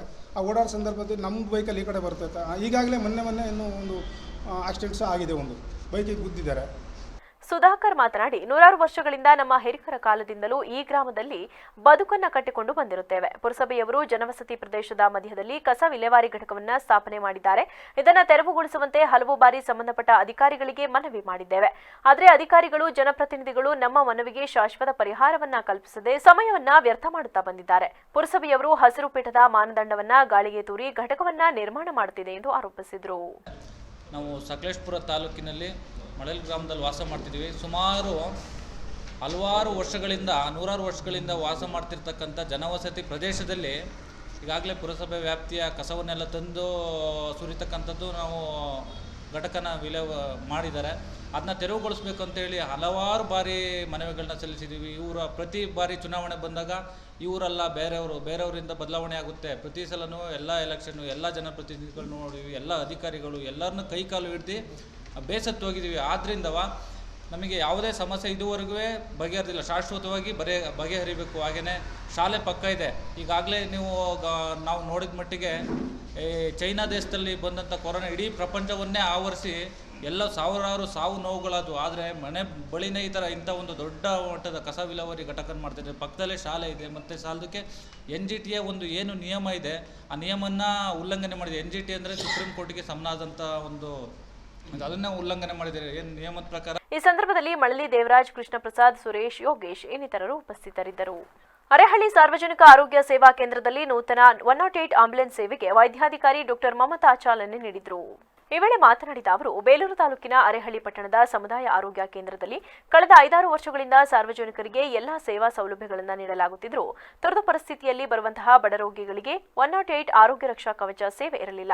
ಹಾಗೂ ಈ ಹಿಂದೆ ಇದ್ದ ಆಂಬ್ಯುಲೆನ್ಸ್ ದುರಸ್ತಿಗೊಂಡಿತ್ತು. ಆದರೆ ಇದೀಗ ಸರ್ಕಾರದ ಮಹತ್ತರ ಯೋಜನೆಯಾದ ಆರೋಗ್ಯ ರಕ್ಷಾ ಕವಚ ಆಂಬ್ಯುಲೆನ್ಸ್ ಸೇವೆಯೂ ಲಭ್ಯವಾಗಿದ್ದು, ಸಿಬ್ಬಂದಿಗಳು ಇದೀಗ ನೂತನ ಆರೋಗ್ಯ ರಕ್ಷಾ ಕವಚ ಒದಗಿಸಿರುವುದು ಇನ್ನಷ್ಟು ಉತ್ಸಾಹ ತುಂಬಿದಂತಾಗಿದೆ ಎಂದರು. ಈ ಸಂದರ್ಭದಲ್ಲಿ ಆರೋಗ್ಯ ರಕ್ಷಾ ಕವಚದ ಸಿಬ್ಬಂದಿಗಳಾದ ಮೋಹನ್, ಲತೇಶ್, ಮಂಜುನಾಥ್, ಚಂದ್ರು, ಸಮುದಾಯ ಆರೋಗ್ಯ ಕೇಂದ್ರದ ಸಿಬ್ಬಂದಿ ವರ್ಗದವರು, ಆಶಾ ಕಾರ್ಯಕರ್ತೆಯರು, ವೈದ್ಯಾಧಿಕಾರಿಗಳು, ದಾದಿಯರು ಹಾಗೂ ಇತರರು ಹಾಜರಿದ್ದರು. ಪ್ರವಾಸಿ ತಾಣ ಬೇಲೂರು ಚೆನ್ನಕೇಶವ ಸ್ವಾಮಿ ಬ್ರಹ್ಮರಥೋತ್ಸವ ಹಾಗೂ ನಾಡರಥೋತ್ಸವ ಮುಕ್ತಾಯವಾದ ಮರುದಿನ ಐತಿಹಾಸಿಕ ಪ್ರಸಿದ್ಧ ವಿಷ್ಣು ಕಲ್ಯಾಣಿಯಲ್ಲಿ ನಡೆಯುವ ತೆಪ್ಪೋತ್ಸವ ಅತ್ಯಂತ ಭಕ್ತಿಭಾವದಿಂದ ನಡೆಸಲಾಯಿತು. ಹೌದು, ಶಿಲ್ಪಕಲೆಗಳ ನಾಡು ಚೆನ್ನಕೇಶವನ ಭಕ್ತಿಯ ಬೀಡು ಎಂದೇ ಖ್ಯಾತಿ ಹೊಂದಿರುವ ಬೇಲೂರಿನಲ್ಲಿ ಪ್ರತಿ ವರ್ಷ ಯುಗಾದಿ ಬಳಿಕ ನಡೆಯುವ ಜಾತ್ರಾ ಮಹೋತ್ಸವದಲ್ಲಿ ಬ್ರಹ್ಮರಥೋತ್ಸವ, ನಾಡರಥೋತ್ಸವ ನಡೆದ ಬಳಿಕ ಮರುದಿನ ಚೆನ್ನಕೇಶವ ಸ್ವಾಮಿ, ಸೌಮ್ಯನಾಯಕಿ ಮತ್ತು ರಂಗನಾಯಕಿ ಅಮ್ಮನವರ ಉತ್ಸವ ಮೂರ್ತಿಗೆ ಉಯ್ಯಾಲೋತ್ಸವ, ಡೋಲೋತ್ಸವ, ಓಕಳಿ ಬಳಿಕ ತೀರ್ಥಸ್ಥಾನಕ್ಕಾಗಿ ಐತಿಹಾಸಿಕ ಪ್ರಸಿದ್ಧ ವಿಷ್ಣು ಕಲ್ಯಾಣಿ ಅಥವಾ ತೆಪ್ಪ ಕೊಳದಲ್ಲಿ ತೆಪ್ಪೋತ್ಸವ ನಡೆಸುವ ವಾಡಿಕೆ ಶತಮಾನದಿಂದಲೂ ನಡೆದುಕೊಂಡು ಬಂದಿದೆ. ತೆಪ್ಪೋತ್ಸವ ಕಾರ್ಯ ಸುಮಾರು 3 ದಶಕಗಳ ಕಾಲ ಸ್ಥಗಿತವಾಗಿತ್ತು. ಬಳಿಕ ಬೇಲೂರಿನ ಬಾಳೆಹಣ್ಣು ರಮೇಶಣ್ಣ ಮತ್ತು ಕೇಶವನ್ ಕುಟುಂಬ ವರ್ಗದವರು 2012ರಿಂದ ಕೋವಿಡ್ ಹೊರತುಪಡಿಸಿ ತೆಪ್ಪೋತ್ಸವ ಕಾರ್ಯಕ್ಕೆ ಚಾಲನೆ ನೀಡಲಾಗಿದ್ದು, ಕಳೆದ 5-6 ವರ್ಷದಿಂದ ಈ ಆಚರಣೆಯಲ್ಲಿ ಸಾವಿರಾರು ಭಕ್ತರು ಭಾಗವಹಿಸಿ ತೆಪ್ಪದ ಮೇಲಿನ ಕೇಶವನ ದರ್ಶನ ಪಡೆದು ಧನ್ಯರಾಗುತ್ತಾರೆ. ಇತ್ತೀಚಿನ ದಿನದಲ್ಲಿ ತೆಪ್ಪವನ್ನ ತಗಡಿನ ಡ್ರಮ್ಗಳನ್ನ ಕಬ್ಬಿಣದ ರಾಡುಗಳಿಂದ ಜೋಡಿಸಿ ಉತ್ಸವ ಮೂರ್ತಿಯನ್ನ ಪ್ರತಿಷ್ಠಾಪಿಸಲು ವೇದಿಕೆಯನ್ನ ನಿರ್ಮಿಸಲಾಗುತ್ತಿದೆ. ಉತ್ಸವ ಮೂರ್ತಿಗೆ ಎಂತೆ ಸುಂದರ ಮಂಟಪಕ್ಕೆ ಪುಷ್ಪಾಲಂಕಾರ ಮತ್ತು ದೀಪಾಲಂಕಾರ ಮಾಡಲಾಗುತ್ತದೆ. ತೆಪ್ಪೋತ್ಸವ ನಡೆಸುವ ಮುನ್ನ ಅಲಂಕೃತವಾದ ಮಂಟಪಕ್ಕೆ ಚೆನ್ನಕೇಶವ ಸ್ವಾಮಿ ಉತ್ಸವ ಮೂರ್ತಿಯನ್ನ ಪ್ರತಿಷ್ಠಾಪನೆ ನಡೆಸಿ ಇಲ್ಲಿನ ಆಗಮಿಕರಾದ ಶ್ರೀನಿವಾಸ್ ಭಟರ್ ಮಹಾಮಂಗಳಾರತಿ ನಡೆಸಿದ ಬಳಿಕ ತೆಪ್ಪೋತ್ಸವಕ್ಕೆ ಚಾಲನೆ ನೀಡಲಾಗುತ್ತದೆ. ಚಲುವ ಚೆನ್ನಿಗ ಉತ್ಸವ ಮೂರ್ತಿಯನ್ನ ಹೊತ್ತ ತೆಪ್ಪೋತ್ಸವ ವಿಷ್ಣು ಕಲ್ಯಾಣಿಯಲ್ಲಿ 3 ಸುತ್ತು ಪ್ರದಕ್ಷಿಣೆ ಹಾಕಿದ ತರುವಾಯ ಕಲ್ಯಾಣಿ ನಡುವಿನ ವಸಂತ ಮಂಟಪದ ಬಳಿ ಧಾವಿಸಿ ಕ್ಷಣಕಾಲ ಉತ್ಸವ ಮೂರ್ತಿಯನ್ನ ಪ್ರತಿಷ್ಠಾಪಿಸಿ ತೆಪ್ಪೋತ್ಸವ ಸಂಪನ್ನಗೊಳ್ಳುತ್ತದೆ. ಇದೇ ಸಂದರ್ಭದಲ್ಲಿ ತೆಪ್ಪೋತ್ಸವಕ್ಕೆ ಆಗಮಿಸಿದ ಭಕ್ತರಿಗೆ ಪ್ರಸಾದ ವಿತರಿಸಲಾಯಿತು.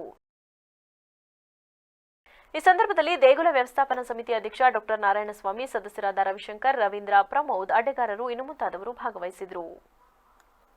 ಮತದಾರರನ್ನ ಮತಗಟ್ಟೆಗೆ ಸೆಳೆಯುವ ನಿಟ್ಟಿನಲ್ಲಿ ರಾಷ್ಟ್ರೀಯ ಚುನಾವಣಾ ಆಯೋಗದಿಂದ ನಮ್ಮ ನಡೆ ಮತದಾನದ ಕಡೆ ಕಾರ್ಯಕ್ರಮವನ್ನು ನಡೆಸುತ್ತಿದ್ದು, ಈ ಮೂಲಕ ಜನರಲ್ಲಿ ಮತದಾನದ ಬಗ್ಗೆ ಜಾಗೃತಿ ಮೂಡಿಸಲಾಗುತ್ತಿದೆ ಎಂದು ತಹಶೀಲ್ದಾರ್ ನಂದಕುಮಾರ್ ತಿಳಿಸಿದರು. ಆಲೂರು ತಾಲೂಕು ಸ್ವೀಪ್ ಸಮಿತಿ ವತಿಯಿಂದ ತಾಲೂಕು ಪಂಚಾಯಿತಿ ಆವರಣದಲ್ಲಿ ನಡೆದ ನಮ್ಮ ಮತ ನಮ್ಮ ಹಕ್ಕು ಹಾಗೂ ನಮ್ಮ ನಡೆ ಮತದಾನದ ಕಡೆ ಕಾರ್ಯಕ್ರಮದಲ್ಲಿ ಭಾಗವಹಿಸಿ ಮಾತನಾಡಿದ ಅವರು ಏಪ್ರಿಲ್ 26ರಂದು ನಡೆಯಲಿರುವ ಲೋಕಸಭಾ ಚುನಾವಣೆಯಲ್ಲಿ ಮತದಾರರು ಹೆಚ್ಚಿನ ಸಂಖ್ಯೆಯಲ್ಲಿ ಮತದಾನ ಮಾಡಬೇಕು ಎಂಬ ನಿಟ್ಟಿನಲ್ಲಿ ಈ ಕಾರ್ಯಕ್ರಮವನ್ನು ನಡೆಸಲಾಗುತ್ತಿದೆ. ಪ್ರತಿಯೊಂದು ಮತವೂ ಅಮೂಲ್ಯವಾದುದು. ಮತದಾನ ಮಾಡುವುದರಿಂದ ಉತ್ತಮ ಜನಪ್ರತಿನಿಧಿಯನ್ನ ಆಯ್ಕೆ ಮಾಡುವುದರೊಂದಿಗೆ ದೇಶದ ಅಭಿವೃದ್ಧಿಗೆ ಸಹಕಾರ ನೀಡಬಹುದು. ತಾಲೂಕಿನಲ್ಲಿ ಮತದಾನ ಪ್ರಮಾಣ ಹೆಚ್ಚು ಮಾಡುವ ಹಿನ್ನೆಲೆಯಲ್ಲಿ ಮತದಾರರಿಗೆ ಮತದಾನದ ಬಗ್ಗೆ ಜಾಗೃತಿ ಮೂಡಿಸಲಾಗುತ್ತಿದೆ ಎಂದರು. ಈಗ ಲೋಕಸಭಾ ಚುನಾವಣೆಗೆ ಸಂಬಂಧಪಟ್ಟಂತೆ ಈಗ ಭಾರತ ಚುನಾವಣಾ ಆಯೋಗವು ಮತದಾರರಲ್ಲಿ ಜಾಗೃತಿಯನ್ನು ತರುವ ಉದ್ದೇಶಕ್ಕಾಗಿ ಸಾಕಷ್ಟು ಕಾರ್ಯಕ್ರಮಗಳನ್ನು ಮಾಡ್ತಾ ಇದೆ. ಯಾವ ಮತದಾರರು ಮತದಾನದಿಂದ ಹೊರಗುಳಿಬಾರದು ಅನ್ನೋ ಒಂದು ದೃಷ್ಟಿಯಿಂದ ಈ ಜಾಗೃತಿ ಕಾರ್ಯಕ್ರಮ ಮಾಡ್ತಾ ಇದೆ. ಈಗಾಗಲೇ 85 ವರ್ಷ ಮೇಲ್ಪಟ್ಟವರಿಗೆ ಮನೆಯಲ್ಲಿ ವೋಟನ್ನು ಹಾಕುವಂಥ ವ್ಯವಸ್ಥೆಯನ್ನು ಮಾಡಿ ಈಗಾಗಲೇ ಆ ಕಾರ್ಯ ಮುಗಿದಾಗಿದೆ. ಈಗ ಎಲ್ಲ ಮತದಾರರು ಮತದಾನದಲ್ಲಿ ಭಾಗವಹಿಸಬೇಕು ಅನ್ನೋದಕ್ಕೆ ಈ ಒಂದು ಜಾಗೃತಿಯ ಸಮಾವೇಶವನ್ನು ಆಯೋಜಿಸಲಾಗಿದೆ. ಈ ಒಂದು ನಮ್ಮ ನಡೆ ಮತಗಟ್ಟೆ ಕಡೆಗೆ ಅನ್ನೋ ಒಂದು ಜಾಗೃತಿ. ತಾಲೂಕು ಪಂಚಾಯಿತಿ ಕಾರ್ಯನಿರ್ವಹಣಾಧಿಕಾರಿ ಶ್ರೀನಿವಾಸ್ ಮಾತನಾಡಿ, ಆಯೋಗದ ನಿರ್ದೇಶನದಂತೆ ನಮ್ಮ ನಡೆ ಮತದಾನದ ಕಡೆ ಎಂಬ ವೇದವಾಕ್ಯದೊಂದಿಗೆ ತಾಲೂಕಿನ ಗ್ರಾಮ ಪಂಚಾಯಿತಿ ವ್ಯಾಪ್ತಿಯ ಎಲ್ಲ ಮತಗಟ್ಟೆ ಕೇಂದ್ರಗಳಲ್ಲಿ ಕಾರ್ಯಕ್ರಮವನ್ನು ನಡೆಸಲಾಗುತ್ತಿದೆ. 18 ವರ್ಷ ತುಂಬಿದ ಮತದಾರರ ಪಟ್ಟಿಯಲ್ಲಿರುವ ಪ್ರತಿಯೊಬ್ಬರೂ ಕಡ್ಡಾಯವಾಗಿ ಮತದಾನ ಮಾಡಬೇಕು. ಯಾವುದೇ ಆಮಿಷಗಳಿಗೆ ಒಳಗಾಗದೆ ನಿರ್ಭೀತಿಯಿಂದ ಮತ ಚಲಾಯಿಸುವಂತೆ ತಿಳಿಸಿದರು. ಲೋಕಸಭಾ ಚುನಾವಣೆ ಹಿನ್ನೆಲೆಯಲ್ಲಿ ಏನು ಕೇಂದ್ರ ಚುನಾವಣಾ ಆಯೋಗ ನಮಗೆ ನಿರ್ದೇಶನ ಕೊಟ್ಟಿರೋ ಅದರಂತೆ ನಾವು ಇವತ್ತು ಜಿಲ್ಲಾದ್ಯಂತ ಅಲ್ಲದೆ ನಮ್ಮ ತಾಲೂಕಿನಲ್ಲೂ ಕೂಡ ಪ್ರತಿ ಗ್ರಾಮ ಪಂಚಾಯತಿನಲ್ಲಿ ಬರುವಂಥ ಮತಗಟ್ಟೆಗಳಲ್ಲಿ ನಾವು ಏನು ಚುನಾವಣಾ ಆಯೋಗ ನೀಡುವಂಥ ಒಂದು ಧ್ವಜಾರೋಹಣ ಕಾರ್ಯಕ್ರಮವನ್ನು ಹಮ್ಮಿಕೊಂಡಿದ್ದೀವಿ. ಪ್ರತಿ ಮತಗಟ್ಟೆನಲ್ಲೂ ಕೂಡ ಇವತ್ತು ನಮ್ಮ ನಡೆ ಮತಗಟ್ಟೆ ಕಡೆ ಅನ್ನೋ ಒಂದು ಸಂದೇಶವನ್ನು ಸಾರುವಂಥ ಒಂದು ಹಿನ್ನೆಲೆಯಲ್ಲಿ ಆ ಧ್ವಜವನ್ನು ನಾವು ಪ್ರತಿ ಮತಗಟ್ಟೆನಲ್ಲೂ ಕೂಡ ನಾವು ಧ್ವಜಾರೋಹಣ ಮಾಡಿ ಮತದಾರರಿಗೆ ಮತಗಟ್ಟೆ ಬಗ್ಗೆ ಅರಿವು ಮತ್ತು ಮತದಾನದ ಬಗ್ಗೆ ಅರಿವು ಮತ್ತು ಹೆಚ್ಚಿನ ಸಂಖ್ಯೆಯಲ್ಲಿ ಮತದಾನವನ್ನು ಮಾಡಿ ಶೇಕಡಾವಾರನ್ನು ಕೂಡ ಮತದಾನದಲ್ಲಿ ಜಾಸ್ತಿಯಾಗಿ ನಮ್ಮ ಹಕ್ಕನ್ನು ನಾವು ಚಲಾಯಿಸಿ ಒಂದು ಪ್ರಜಾಪ್ರಭುತ್ವ. ಈ ಸಂದರ್ಭದಲ್ಲಿ ತಹಶೀಲ್ದಾರ್ ನಂದಕುಮಾರ್, ತಾಲೂಕು ಪಂಚಾಯಿತಿ ಕಾರ್ಯನಿರ್ವಹಣಾಧಿಕಾರಿ ಶ್ರೀನಿವಾಸ್, ಪಟ್ಟಣ ಪಂಚಾಯಿತಿ ಮುಖ್ಯಾಧಿಕಾರಿ ಸ್ಟೀಫನ್ ಪ್ರಕಾಶ್, ಸಿಬ್ಬಂದಿ ಮಂಜುನಾಥ್ ಸೇರಿದಂತೆ ಇತರರಿದ್ದರು. ಬಾಣಾವರ ನಗರದಲ್ಲಿ ಮುಖ್ಯಮಂತ್ರಿ ಸಿದ್ದರಾಮಯ್ಯನವರು ಕಾಂಗ್ರೆಸ್ ಪಕ್ಷದ ಲೋಕಸಭಾ ಅಭ್ಯರ್ಥಿ ಶ್ರೇಯಸ್ ಪಟೇಲ್ ರವರ ಪರವಾಗಿ ರೋಡ್ ಶೋ ಮಾಡುವುದರ ಮೂಲಕ ಪ್ರಚಾರ ನಡೆಸಿದರು. ಈ ಸಂದರ್ಭದಲ್ಲಿ ಮಾತನಾಡಿದ ಮುಖ್ಯಮಂತ್ರಿ ಸಿದ್ದರಾಮಯ್ಯನವರು ಹಾಸನದಲ್ಲಿ ಈ ಬಾರಿ ಶ್ರೇಯಸ್ ಪಟೇಲ್ ರವರ ಗೆಲುವು ನಿಶ್ಚಿತವಾಗಿದ್ದು ಮತದಾರರು ಕಾಂಗ್ರೆಸ್ ಪರವಾಗಿದ್ದಾರೆ. ದೇವೇಗೌಡರು ಈ ಹಿಂದೆ ಬಿಜೆಪಿ ಪಕ್ಷವನ್ನ ದ್ವೇಷಿಸುತ್ತಾ ಕೋಮುವಾದಿ ಪಕ್ಷವೆಂದು ಜರಿಯುತ್ತಾ ಬಂದಿದ್ದರು. ಆದರೆ ಇಂದು ಕರ್ನಾಟಕದಲ್ಲಿ ಜೆಡಿಎಸ್ ಪಕ್ಷವು ನಶಿಸಿ ಹೋಗುತ್ತಿದ್ದು ಪಕ್ಷದ ಅಸ್ತಿತ್ವವನ್ನು ಉಳಿಸಿಕೊಳ್ಳುವ ಸಲುವಾಗಿ ಬಿಜೆಪಿ ಪಕ್ಷದೊಂದಿಗೆ ವಿಲೀನವನ್ನ ಮಾಡಿಕೊಂಡಿದ್ದಾರೆ. ಇವರ ಅಪವಿತ್ರ ಮೈತ್ರಿ ಸಾರ್ವಜನಿಕರು ಒಪ್ಪುವುದಿಲ್ಲ ಹಾಗೂ ಈ ಬಾರಿ ಮತದಾರರು ಜೆಡಿಎಸ್ ಪಕ್ಷಕ್ಕೆ ಹಾಸನದಲ್ಲಿ ತಕ್ಕ ಉತ್ತರ ನೀಡಲಿದ್ದಾರೆ ಎಂದರು. ಯಾಕೆ ಹೇಳಿದ್ರು ಅಂತಂದ್ರೆ ಬಿಜೆಪಿ ಒಂದು ಕೋಮುವಾದಿ ಪಕ್ಷ, ಅದಕ್ಕೋಸ್ಕರ ಬಿಜೆಪಿಯವರು ಮುಸ್ಲಿಮರನ್ನ ದ್ವೇಷಿಸ್ತಾರೆ. ಹಾಗಾಗಿ ನಾನು ಮುಸ್ಲಿಮರ ರಕ್ಷಣೆ ಮಾಡಲಿಕ್ಕೋಸ್ಕರ ಮುಸ್ಲಿಂ ಆಗಿ ಹುಡ್ತೀನಿ ಅಂತ ಹೇಳಿದ್ರು. ಅದ್ರ ಜೊತೆಗೆ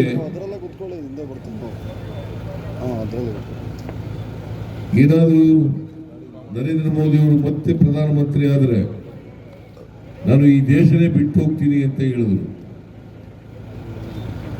ಈ ರೀತಿಯಾಗಿ ಸಾರ್ವಜನಿಕವಾಗಿ ಬಿಜೆಪಿಯನ್ನ ವಿರೋಧ ಮಾಡಿದಂಥ ದೇವೇಗೌಡರು ಈಗ ತಮ್ಮ ಸ್ವಾರ್ಥಕ್ಕೋಸ್ಕರ ಬಿಜೆಪಿ ಜೊತೆ ಅಲಯನ್ಸ್ ಮಾಡ್ಕೊಂಡಿದ್ದಾರೆ.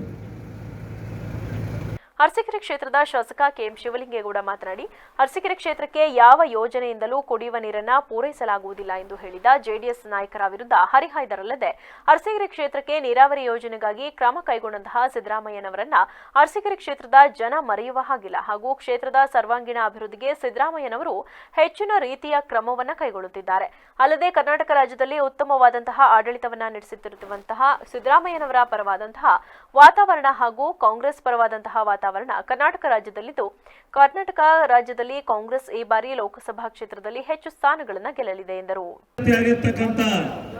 ಕಾಂಗ್ರೆಸ್ ಪಕ್ಷದ ಅಭ್ಯರ್ಥಿಗೆ ಶ್ರೇಯಸ್ ಪಟೇಲ್ ಅವರಿಗೆ ಮತವನ್ನ ಕೇಳ್ತಕ್ಕಂತ ದೃಷ್ಟಿಯಿಂದ ಇವತ್ತು ನಾವೆಲ್ಲ ನಮ್ಮ ಕರ್ನಾಟಕ ರಾಜ್ಯದ ಅನ್ನದಾತ ಹಾಗೂ ನಿಮ್ಮೆಲ್ಲರ ನೆಚ್ಚಿನ ಸಿದ್ದರಾಮಯ್ಯನವರು ಇವತ್ತು ಈ ಸಭೆಗೆ ಆಗಮಿಸಿದ್ದಾರೆ. ತಾವೆಲ್ಲ ಅತಿ ಹೆಚ್ಚಿನ ಸಂಖ್ಯೆಯಲ್ಲಿ ಇಲ್ಲಿ ನೆರೆದಿದ್ದೀರಿ. ನಿಮ್ಮನ್ನೆಲ್ಲ ಉದ್ದೇಶಿಸಿ ಭಾಷಣ ಮಾಡ್ತಕ್ಕಂಥವರಿದ್ದಾರೆ. ನಾನು ಇವತ್ತು ಹೆಚ್ಚಿಗೆ ಏನು ಮಾತನಾಡೋದಿಲ್ಲ, ಇನ್ನು ಅರಸೀಕೆರೆಗೆ ಹೋಗ್ಬೇಕಾಗಿದೆ, ನಾನು ಮಾತನಾಡೋದಿಲ್ಲ. ನಮ್ಮ ಕಡೂರಿನ ಶಾಸಕರಾದ ಆನಂದ್ ಅವರಿದ್ದಾರೆ, ಅವರಿಗೂ ಸಹ ಈ ಸಂದರ್ಭದಲ್ಲಿ ನಾನು ಸ್ವಾಗತವನ್ನು ಬಯಸ್ತಾ, ನಮ್ಮೆಲ್ಲರಿಗೆ ಸ್ವಾಗತವನ್ನು ಬಯಸ್ತಾ, ದಯಮಾಡಿ ಬರ್ತಕ್ಕಂಥ ಮುಂದಿನ ಚುನಾವಣೆಯಲ್ಲಿ 24ನೇ ತಾರೀಕಿನ ಚುನಾವಣೆಯಲ್ಲಿ ಅರಸೀಕೆರೆ ಕ್ಷೇತ್ರದ ಬಗ್ಗೆ ಸಿದ್ದರಾಮಣ್ಣ ಅವರು ಅಪಾರವಾದಂಥ ಅಭಿಮಾನವನ್ನು ಇಟ್ಟಿದ್ದಾರೆ. ಅಪಾರವಾದಂಥ ಅಭಿಮಾನವನ್ನು ಇಟ್ಟಿರ್ತಕ್ಕಂಥ ಈ ಸಂದರ್ಭದಲ್ಲಿ ನೀವು ಆಲೋಚನೆಯನ್ನು ಮಾಡಬೇಕು, ಎಲ್ಲ ಆಲೋಚನೆಯನ್ನು ಮಾಡಿ ಇವತ್ತು 530 ಈ ಸಂದರ್ಭದಲ್ಲಿ ಕಡೂರು ವಿಧಾನಸಭಾ ಕ್ಷೇತ್ರದ ಶಾಸಕ ಕೆಎಸ್ ಆನಂದ್, ಬ್ಲಾಕ್ ಕಾಂಗ್ರೆಸ್ ಅಧ್ಯಕ್ಷ ಬಿಸಿ ಶ್ರೀನಿವಾಸ್, ಮಾಜಿ ಜಿಲ್ಲಾ ಪಂಚಾಯಿತಿ ಸದಸ್ಯರುಗಳಾದ ಬಿಳಿ ಚೌಡಯ್ಯ, ಪಟೇಲ್ ಶಿವಪ್ಪ, ಬಾಣವರ ಗ್ರಾಮ ಪಂಚಾಯಿತಿ ಅಧ್ಯಕ್ಷರಾದ ವೀಣಾ, ಸುರೇಶ್ ಸೇರಿದಂತೆ ಇತರರು ಹಾಜರಿದ್ದರು. ಬೇಲೂರು ತಾಲೂಕಿನ ಹಳೆಬೀಡು ಹೋಬಳಿ ರಾಜನ ಶಿರಿಯೂರು ಗ್ರಾಮ ಪಂಚಾಯಿತಿ ವ್ಯಾಪ್ತಿಯ ಭೋವಿ ಕಾಲೋನಿ ಗ್ರಾಮದಲ್ಲಿ ಕಳೆದ 10 ದಿನಗಳಿಂದ ಕುಡಿಯುವ ನೀರಿಲ್ಲದೆ ಗ್ರಾಮಸ್ಥರು ಪರದಾಡುವಂತಾಗಿದ್ದು, ನೀರು ಸರಬರಾಜು ಮಾಡುವಂತೆ ಒತ್ತಾಯಿಸಿದರು. ಗ್ರಾಮ ಪಂಚಾಯಿತಿ ಅಧ್ಯಕ್ಷರು ಹಾಗೂ ಪಿಡಿಒ ಗಮನ ಹರಿಸುತ್ತಿಲ್ಲ ಎಂದು ಗ್ರಾಮ ಪಂಚಾಯಿತಿ ಸದಸ್ಯ ವೆಂಕಟೇಶ್ ಆರೋಪಿಸಿದರು. ಈ ಸಂಬಂಧ ಮಾತನಾಡಿದ ಅವರು, ಗ್ರಾಮದಲ್ಲಿ ಸುಮಾರು 300 ಕುಟುಂಬಗಳು ವಾಸವಿದ್ದು ಕುಡಿಯುವ ನೀರಿಲ್ಲದೆ ಕಳೆದ 2-3 ದಿನಗಳ ಹಿಂದೆ ಸುರಿದ ಮಳೆಯ ನೀರನ್ನೇ ಕುಡಿದು ಜೀವನ ಮಾಡುವ ಪರಿಸ್ಥಿತಿ ನಿರ್ಮಾಣವಾಗಿದೆ. ನೀರಿನ ಸಮಸ್ಯೆಯನ್ನ ಪಿಡಿಒ ಗಮನಕ್ಕೆ ತಂದಿದ್ದು, ಗ್ರಾಮ ಪಂಚಾಯಿತಿಯಲ್ಲಿ ಬೋರ್ವೆಲ್ಗಳನ್ನು ದುರಸ್ತಿ ಮಾಡಲು ಹಣವಿಲ್ಲ ಎಂದು ಉಡಾಫೆ ಉತ್ತರ ನೀಡುತ್ತಾರೆ. ತಾತ್ಕಾಲಿಕವಾಗಿ ಸಮಾಜ ಕಲ್ಯಾಣ ಇಲಾಖೆಗೆ ಸೇರಿದ ಬೋರ್ವೆಲ್ನಲ್ಲಿ ನೀರು ನೀಡಲಾಗಿದ್ದು, ತಕ್ಷಣ ಅಧಿಕಾರಿಗಳು ಗ್ರಾಮಕ್ಕೆ ಭೇಟಿ ನೀಡಿ ಕುಡಿಯುವ ನೀರಿನ ಸಮಸ್ಯೆಯನ್ನ ಸರಿಪಡಿಸದಿದ್ದರೆ ತಾಲೂಕು ಪಂಚಾಯಿತಿ ಮುಂಭಾಗ ಪ್ರತಿಭಟನೆ ನಡೆಸಲಾಗುವುದು ಎಂದು ಎಚ್ಚರಿಕೆ ನೀಡಿದರು. ಪಿಡಿಯವ್ರ ಹತ್ರ ಹೋಗಿ ನೀರಿಲ್ಲ ಅಂತ ಕೇಳಿದ್ರೆ ದುಡ್ಡಿಲ್ಲ ನಾವೇನು ಮಾಡೋಣ ಅಂತಾರೆ. ಸುಮಾರು ಒಂದು 10 ದಿನದಿಂದ ಊರಿಗೆಲ್ಲ ನೀರು ಪ್ರಾಬ್ಲಮ್ ಐತೆ. ಅವ್ರು ಕೇಳಿದ್ರೆ ನಮ್ಗೆ ಯಾರು ರೆಸ್ಪಾನ್ಸೇ ಮಾಡಲ್ಲ. ಇದು ಪಿಡಿಯವ್ರಾಗಲಿ ಅಧ್ಯಕ್ಷರಾಗಲಿ ನಮಗೆ ರೆಸ್ಪಾನ್ಸೇ ಮಾಡ್ತಾ ಇಲ್ಲ. ಇಷ್ಟು ಜನ ಈಗ ಒಂದು 10 ದಿನದಿಂದ ನೀರಿಲ್ಲ ಸರ್. ನಾವು ಕೇಳಿದ್ರೆ ದುಡ್ಡಿಲ್ಲ ನಾವೇನು ಮಾಡೋಣ ಅಂತಾರೆ. ನೀರಿಗೆ ಭಾರಿ ಪ್ರಾಬ್ಲಮ್ ಐತೆ. ಸುಮಾರು 3 ನೀರಿದೆ, 3 ಮೋಟ್ರ್ ಬಾವಿ ಇದ್ದಾವೆ, ಮೋಟ್ರ್ ಎಲ್ಲ ಹರಡಿದ್ದಾವೆ, ಅವು ಕೆಟ್ಟೋಗಿದ್ದಾವೆ. ಆ ಕೆಟ್ಟೋದಕ್ಕೆ ರಿಪೇರಿ ಮಾಡ್ಸೋಕ್ಕೆ ಅವರು ನಮ್ಮ ಪಿಡಿಯವರು ಅಶ್ವತ್ಥನ ಪಿಡಿಯವರು ದುಡ್ಡಿಲ್ಲ ನಾನು ಏನು ಮಾಡೋಣ ಅಂತಾರೆ ಸರ್. ಬೇರೆ ಗಮನಕ್ಕೆ ತಂದಿರಾ ಏನು ಸರ್? ಮೇಲಧಿಕಾರಿಗಳ ಗಮನಕ್ಕೆ ಬೇರೆ ಯಾರು ಗಮನಕ್ಕೆ ತಂದಿಲ್ಲ. ನಾವು ಇಷ್ಟು 2 ದಿನ 3 ದಿನ ಹೋಗಿ ಪಂಚಾಯತ್ಗೆ ಹೋಗಿ ಕೇಳಿದ್ರೆ ನಮಗೆ ರೆಸ್ಪಾನ್ಸ್ ಮಾಡ್ತಾ ಇಲ್ಲ. ಆ ಥರ ಪಿಡಿಯವರು ಇದ್ದಾರೆ. ನಾವು ಇಷ್ಟು ಜನಕ್ಕೆ ಎಲ್ಲರಿಗೂ ನೀರು ಪ್ರಾಬ್ಲಮ್ ಇದೆ. ಒಬ್ಬರೆಲ್ಲ ಮೊನ್ನೆ ಮಳೆ ನೀರು ಇಟ್ಕೊಂಡು ಅವರು ಬಳಸ್ಕೊಂಡಿದ್ದಾರೆ. ಆ ಥರ ಪ್ರಾಬ್ಲಮ್ ಐತೆ. ಎಷ್ಟು ಕುಟುಂಬ ಇದಾವೆ ಇಲ್ಲಿ? ಸುಮಾರು ಒಂದು 250 ಕುಟುಂಬ ಇದಾವೆ ಸರ್. 250ರಿಂದ 300 ಕುಟುಂಬ ಇದ್ದಾವೆ. ಇಷ್ಟು ಜನಕ್ಕೆ ನೀರೇ ಇಲ್ಲ, ಸಖತ್ ಪ್ರಾಬ್ಲಮ್ ಐತೆ. ಈ ಸಂದರ್ಭದಲ್ಲಿ ಗ್ರಾಮಸ್ಥರಾದ ಸೊಲ್ಲಾಪುರ ಭೋವಿ, ಯಲ್ಲಣ್ಣ, ಶಿವಣ್ಣ, ವೆಂಕಟೇಶ್, ರಾಜು ಭೋವಿ, ಗುರುವಮ್ಮ, ಗೌರಮ್ಮ, ಚೌಡಮ್ಮ, ಸುಮಿತ್ರಾ, ಲಕ್ಷ್ಮಮ್ಮ ಸೇರಿದಂತೆ ಇತರೆ ಗ್ರಾಮಸ್ಥರು ಹಾಜರಿದ್ದರು. ಕಾಂಗ್ರೆಸ್ ನಾಯಕರು ಅಧಿಕಾರದ ಮದ ಹಾಗೂ ಲೋಕಸಭಾ ಕ್ಷೇತ್ರಗಳಲ್ಲಿ ಸೋಲಿನ ಹತಾಶೆಯಿಂದ ಇಲ್ಲಸಲ್ಲದ ಹೇಳಿಕೆ ನೀಡುತ್ತಿದ್ದು, ಈ ಬಾರಿಯ ಲೋಕಸಭಾ ಚುನಾವಣೆಯಲ್ಲಿ ಕಾಂಗ್ರೆಸ್ಗೆ ತಕ್ಕ ಪಾಠ ಕಲಿಸೋಣ ಎಂದು ಶಾಸಕ ಎಚ್ಡಿ ಮಂಜು ಗುಡುಗಿದರು. ಕೇರ್ಪೇಟೆ ತಾಲೂಕಿನ ಹೊಸಹೊಳಲು ಗ್ರಾಮದಲ್ಲಿರುವ ಶ್ರೀ ಆಂಜನೇಯ ಸ್ವಾಮಿ ದೇವಾಲಯದಲ್ಲಿ ಸೋಮವಾರ ರಾತ್ರಿ ಮಂಡ್ಯ ಲೋಕಸಭಾ ಕ್ಷೇತ್ರದ ಮೈತ್ರಿ ಅಭ್ಯರ್ಥಿ ಎಚ್ಡಿ ಕುಮಾರಸ್ವಾಮಿ ಅವರ ಗೆಲುವಿಗೆ 2 ಪಕ್ಷದ ಕಾರ್ಯಕರ್ತರ ಜೊತೆಗೂಡಿ ವಿಶೇಷ ಪೂಜೆ ಸಲ್ಲಿಸಿ ಮಾತನಾಡಿದ ಅವರು, ಕಾಂಗ್ರೆಸ್ ನಾಯಕರು ಸೋಲಿನ ಭಯದಿಂದ ಮಂಡ್ಯ ಜಿಲ್ಲೆಗೆ ಮಾಜಿ ಪ್ರಧಾನಿ ಎಚ್ಡಿ ದೇವೇಗೌಡರ ಮತ್ತು ಕುಮಾರಸ್ವಾಮಿ ಅವರ ಕೊಡುಗೆ ಏನು ಎಂದು ಪ್ರಶ್ನೆ ಮಾಡುತ್ತಿದ್ದಾರೆ. ಜಿಲ್ಲೆಗೆ ಅವರ ಕೊಡುಗೆ ಏನೆಂದು ನಾವು ಹೇಳಬೇಕಾಗಿಲ್ಲ, ಇತಿಹಾಸ ಪುಟ ತೆಗೆದು ನೋಡಲಿ ಅವುಗಳು ತಿಳಿಯುತ್ತದೆ. ಮುಖ್ಯಮಂತ್ರಿ ಸಿದ್ದರಾಮಯ್ಯ ನಮ್ಮ ಕ್ಷೇತ್ರದಲ್ಲಿ ನಡೆದ ಕಾರ್ಯಕ್ರಮ ಒಂದರಲ್ಲಿ ಕೆಆರ್ಪೇಟೆ ಕ್ಷೇತ್ರದ ಜೆಡಿಎಸ್ ಶಾಸಕ ಬರೀ ಶಾಸಕರಾಗಿದ್ದಾರೆ ಅಷ್ಟೇ, ಅಭಿವೃದ್ಧಿ ಮಾಡಲು ಆಗಲ್ಲ ಎಂದು ಹೇಳಿಕೆಯೊಂದನ್ನು ನೀಡಿದ್ದು, ಅವರ ಈ ಹೇಳಿಕೆ ಅವರ ಮನಸ್ಥಿತಿಯಂತಹದ್ದು ಎಂದು ತೋರುತ್ತದೆ. ಅವರ ಹೇಳಿಕೆಗೆ ನಾನು ಧೃತಿಗೆಡುವುದಿಲ್ಲ. ನಾನು ಹೋರಾಟದಿಂದಲೇ ರಾಜಕೀಯ ಮತ್ತು ಅಭಿವೃದ್ಧಿ ಕಾರ್ಯಕ್ರಮಗಳನ್ನು ಮಾಡುತ್ತಾ ಬಂದಿದ್ದು, ಮುಂದೆಯೂ ಆ ಹಾದಿಯಲ್ಲಿ ಸಾಗುತ್ತೇನೆ. ಕಾಂಗ್ರೆಸ್ ಅಭ್ಯರ್ಥಿ ಹಣ ಬಲದ ಮೇಲೆ ನಿಂತು ಚುನಾವಣೆ ನಡೆಸುತ್ತಿದ್ದಾರೆ, ಆದರೆ ನಮ್ಮ ಮೈತ್ರಿ ಅಭ್ಯರ್ಥಿ ಕುಮಾರಣ್ಣ ಜನಬಲದ ಮೇಲೆ ನಿಂತಿದ್ದಾರೆ ಎಂದರು. ಯಡಿಯೂರಪ್ಪಜಿಯವರ ಮುಖ್ಯಮಂತ್ರಿ ಸಂದರ್ಭದಲ್ಲಿ ನಮ್ಮ ಸಚಿವರು ಸಹ ವಿಶೇಷ ಕೆಲಸ ಕಾರ್ಯಗಳನ್ನು ಮಾಡಿದ್ದಾರೆ, ಲಿಫ್ಟ್ ಇರಿಗೇಷನ್ ಕೆಲಸಗಳು ಮಾಡಿದ್ದಾರೆ, ಇನ್ನೂ 10 ಹಲವಾರು ಕಾರ್ಯಗಳು ಮಾಡಿದ್ದಾರೆ. ಅದಕ್ಕೆ ಪೂರ್ವದಲ್ಲಿ ಈಗ ಜೋರಾಗಳು ಎಲ್ಲ ಇದ್ದಾರೆ. ನಮ್ಮ ತಾಲೂಕು ಎಲೆಕ್ಟ್ರಿಸಿಟಿ ಗುಣಮಟ್ಟದ ಕರೆಂಟ್ ಇರಲಿಲ್ಲ. ಇವತ್ತು ತಾಲೂಕಿನಾದ್ಯಂತ ಗುಣಮಟ್ಟದ ಕರೆಂಟ್ ಕೊಡ್ತಿರೋದ್ರಿಂದ ಸಾಕ್ಷಿ ಕೊಟ್ಟ ನಮ್ಮ ಸಂದರ್ಭದಲ್ಲಿ ಹೇಳ್ತೀನಿ. ಜೊತೆಗೆ ಹೇಮಾವತಿ ಕೆನಾಲ್, ಹೇಮಾವತಿ ಕಟ್ಟಿದ್ದಾರೆ ಅವರು ಅಂತ ಹೇಳಿದ್ರು. ಹೇಮಾವತಿ ಇವರು ಕಟ್ಟಿದ್ದಲ್ಲ, ಅದು ಕಟ್ಟಂತ ಹೇಮಾವತಿ ಕೆಲಸ ನಮ್ಮ ಭಾಗಕ್ಕೆ ನೀರು ಬರಲಿಕ್ಕೆ ಅನುದಾನ ಬಿಡುಗಡೆ ಒಂದು ಏಕೈಕ ಕಾರಣದಿಂದ ರಾಜೀನಾಮೆ ಕೊಟ್ಟು ಹೊರಗಡೆ ಬಂದಿರ್ತಾರೆ ದೇವೇಗೌಡಪ್ಪಾಜಿಯವರು. ಇವತ್ತು ಹೇಮಾವತಿ ಒಂದು ಜಲ್ದಿ ಭಾಗಕ್ಕೆ ಹೊಸ ಕಾಲ ಬರಲಿಕ್ಕೆ ಮೂಲ ಕಾರಣಕರ್ತರು. ಶುಗರ್ ಫ್ಯಾಕ್ಟ್ರಿ ಬರಲಿಕ್ಕೆ ಮೂಲ ಕಾರಣಕರ್ತರು ಮಿನಿ ವಿಧಾನಸೌಧ ಅವರೇ ಜೆಡಿಎಸ್ ಕಾರ್ಯಕ್ರಮ, ಜೊತೆಗೆ ಇಂಜಿನಿಯರಿಂಗ್ ಕಾಲೇಜ್ ಜೆಡಿಎಸ್ ಕಾರ್ಯಕ್ರಮ, ಇನ್ನು ಬಿಡ್ಜೆಸ್ ಇವತ್ತು ನಮ್ಮ ಬೇರೆ ವರ್ಷ ಹೆಚ್ಚು ಕಮ್ಮಿ 133 ಕಿಲೋಮೀಟರ್. ಮಾಜಿ ಸಚಿವ ಡಾಕ್ಟರ್ ಕೆಸಿ ನಾರಾಯಣಗೌಡ ಮಾತನಾಡಿ, ನಮ್ಮ ನಾಯಕರಾದ ಮಾಜಿ ಮುಖ್ಯಮಂತ್ರಿ ಬಿಎಸ್ ಯಡಿಯೂರಪ್ಪ ಮತ್ತು ಅಮಿತ್ ಶಾ ಮೋದಿ ಅವರಿಂದ ಆರಿಸಿದ ಅಭ್ಯರ್ಥಿ ಎಂದರೆ ನಮ್ಮ ಕುಮಾರಣ್ಣ. ಮಂಡ್ಯದಲ್ಲಿ ಕಾಂಗ್ರೆಸ್ ಅಭ್ಯರ್ಥಿ ಹಣವಂತರು, ಆದರೆ ನಮ್ಮ ಕುಮಾರಣ್ಣ ಗುಣವಂತ. ಹಣಬಲವೋ ಜನಬಲವೋ ನೋಡಿ ಮತ ಹಾಕಬೇಕು. ನಾನು ಮೂಲತಃ ಜೆಡಿಎಸ್ ಪಕ್ಷದಲ್ಲಿ ಇದ್ದೆ, ಆದರೆ ಅನಿವಾರ್ಯ ಪರಿಸ್ಥಿತಿ ತಾಲೂಕಿನ ಅಭಿವೃದ್ಧಿಗಾಗಿ ಹಾಗೂ ತಾಲೂಕಿನ ಮಣ್ಣಿನ ಮಗ ಬಿಎಸ್ ಯಡಿಯೂರಪ್ಪನವರನ್ನ ಮುಖ್ಯಮಂತ್ರಿ ಮಾಡಲು ಹಿತದೃಷ್ಟಿಯಿಂದ ಬಿಜೆಪಿ ಪಕ್ಷಕ್ಕೆ ಸೇರಿ ತಾಲೂಕಿನ ಅಭಿವೃದ್ಧಿಗೆ 1800 ಕೋಟಿ ತಂದು ತಾಲೂಕಿನಲ್ಲಿ ಮತ್ತು ಇತಿಹಾಸವಿರ ಹೊಸಹೊಳಲು ಗ್ರಾಮವನ್ನ ಅಭಿವೃದ್ಧಿ ಮಾಡಿರುವ ತೃಪ್ತಿ ನನಗಿದೆ. ತಾಲೂಕಿನಲ್ಲಿ 1 ಲಕ್ಷಕ್ಕೂ ಹೆಚ್ಚು ಲೀಡ್ ಕೊಟ್ಟು ಕುಮಾರಣ್ಣನನ್ನ ಗೆಲ್ಲಿಸಬೇಕು ಎಂದು ಕರೆ ನೀಡಿದರು. ಭಗವಂತನ ಪೂಜೆಯನ್ನು ಸಲ್ಲಿಸಿ ಮತ ಯಾಚನೆ ಮಾಡ್ತಿರುವಂತ ಸಂದರ್ಭದಲ್ಲಿ ತಮಗೆಲ್ಲ ಗೊತ್ತಿರೋ ಹಾಗೆ 26ನೇ ತಾರೀಕಿಗೆ ಚುನಾವಣೆ. ನಮ್ಮ ಎನ್ಡಿಎ ಅಭ್ಯರ್ಥಿಯಾಗಿ ನಮ್ಮ ಜಿಲ್ಲೆಗೆ ಕುಮಾರಣ್ಣ ಅಭ್ಯರ್ಥಿಯಾಗಿ ಬಂದಿರೋದು ನಮ್ಮೆಲ್ಲರಿಗೂ ಒಂದು ಆನೆಬಲ ಬಂದಾಗೆ ಅವ್ರಿಗೆ ಅತಿ ಹೆಚ್ಚು ಬಹುಮತದಿಂದ ನಾವು ಗೆಲ್ಲಿಸಿ ನಮ್ಮ ನರೇಂದ್ರ ಮೋದಿ ಅವರಿಗೆ ಬಲಪಡಿಸುವಂತ ಕೆಲಸಗಳನ್ನ ನಾವೆಲ್ಲ ಮಾಡಬೇಕಾಗ್ತದೆ. ಯಾಕೆಂದ್ರೆ ಕುಮಾರಣ್ಣ ಒಬ್ಬರು ಅಭ್ಯರ್ಥಿ ಆಗಿರೋದು ನಮ್ಮ ಮಂಡ್ಯ ಜಿಲ್ಲೆಗೆ ಲಭ್ಯ. ಯಾಕೆಂದ್ರೆ 2 ಸಾರಿ ಮುಖ್ಯಮಂತ್ರಿಗಳಾಗಿ ನಮ್ಮ ಕರ್ನಾಟಕ ರಾಜ್ಯದ ಎಲ್ಲ ಸಮಸ್ಯೆಗಳು ರೈತರಿಗೆ ಬಂದಂತ ಕಷ್ಟ ಬಂದಂತ ಆತ್ಮಹತ್ಯೆ ಮಾಡ್ಕೊಂಡಂತ ಸಂದರ್ಭದಲ್ಲಿ ಮತ್ತೆ ನಮ್ಮ ರೈತರಿಗೆ ಸಾಲವನ್ನು ಮಾಡಿದಂಥವರು ಕುಮಾರಣ್ಣವರು ಎಲ್ಲರಿಗೂ ಗೊತ್ತಿರುವಂಥದ್ದು. ಅದಕ್ಕಾಗಿ ತಾವುಗಳು ಯಾಕೆಂದ್ರೆ ಅಲ್ಲಿ ನಮ್ಮ ನರೇಂದ್ರ ಮೋದಿ. ಈ ಸಂದರ್ಭದಲ್ಲಿ ಮಾಜಿ ಸಚಿವ ನಾರಾಯಣಗೌಡ, ಎಂಡಿಸಿಸಿ ಬ್ಯಾಂಕ್ ಉಪಾಧ್ಯಕ್ಷ ಅಶೋಕ್, ಪುರಸಭಾ ಸ್ಥಾಯಿ ಸಮಿತಿ ಅಧ್ಯಕ್ಷ ಎಚ್ಆರ್ ಲೋಕೇಶ್, ಪುರಸಭಾ ಸದಸ್ಯ ಎಚ್ಡಿ ಅಶೋಕ್, ತಾಲೂಕು ಪಂಚಾಯಿತಿ ಮಾಜಿ ಸದಸ್ಯ ರಾಜು, ರೈತ ಮೋರ್ಚಾ ಅಧ್ಯಕ್ಷ ಯೋಗೇಶ್, ಬಿಜೆಪಿ ತಾಲೂಕು ಘಟಕದ ಅಧ್ಯಕ್ಷ ಸಾರಂಗಿ ನಾಗಣ್ಣ ಸೇರಿದಂತೆ ಜೆಡಿಎಸ್ ಮತ್ತು ಬಿಜೆಪಿ 2 ಪಕ್ಷಗಳ ಕಾರ್ಯಕರ್ತರಿದ್ದರು. ವರದಿ ಮನು ಮಾಕವಳ್ಳಿ, ವಿವಿಸಿ ನ್ಯೂಸ್, ಕೆಆರ್ಪೇಟೆ. ಹುಬ್ಬಳ್ಳಿಯ ವಿದ್ಯಾರ್ಥಿನಿ ನೇಹಾ ಹಿರೇಮಠ್ ಅವರ ಕೊಲೆಯನ್ನು ಖಂಡಿಸಿ ಕೊಪ್ಪಳ ಜಿಲ್ಲಾ ಕುಕನೂರು ಪಟ್ಟಣದಲ್ಲಿಂದು ವಿವಿಧ ಸಂಘಟನೆಗಳ ನೇತೃತ್ವದಲ್ಲಿ ಪ್ರತಿಭಟನೆ ನಡೆಸಿ ಸರ್ಕಾರಕ್ಕೆ ಮನವಿ ಸಲ್ಲಿಸಲಾಯಿತು. ಈ ವೇಳೆ ಯುವ ಮುಖಂಡ ರಶೀದ್ ಅಹಮದ್ ಹಣಜುಗಿರಿ ಮಾತನಾಡಿ, ನೇಹಾ ಅವರ ಹತ್ಯೆ ಇಡೀ ಮಾನವ ಕುಲಕ್ಕೆ ಅಪಮಾನವಾಗಿದ್ದು, ಕೊಲೆ ಮಾಡಿದ ಫಯಾಜ್ ಅವರನ್ನ ಗಲ್ಲು ಶಿಕ್ಷೆ ವಿಧಿಸಬೇಕು. ಇಲ್ಲವಾದಲ್ಲಿ ಮುಂದೆ ಕಿಡಿಗೇಡಿಗಳ ಉಪಟಳ ಹೆಚ್ಚು ನಡೆಯುವ ಸಾಧ್ಯತೆ ಇದೆ. ಈಗಾಗಲೇ ರಾಜ್ಯದಲ್ಲಿ ಹೆಚ್ಚಿನ ಸಂಖ್ಯೆಯಲ್ಲಿ ಕೊಲೆ ಘಟನೆಗಳು ನಡೆದಿವೆ ಎಂದು ಮಹಿಳೆಯರು ಮನೆಯಿಂದ ಹೊರಗೆ ಹೋದವರು ಮರಳಿ ಬರುವ ಮಾತು ಬರೀ ಕನಸು. ಫಯಾಜ್ನಂತಹ ದುಷ್ಕರ್ಮಿಗಳನ್ನ ಉಗ್ರ ಶಿಕ್ಷೆಯಾಗಲಿ ಎಂದು ಆಗ್ರಹಿಸಿದರು.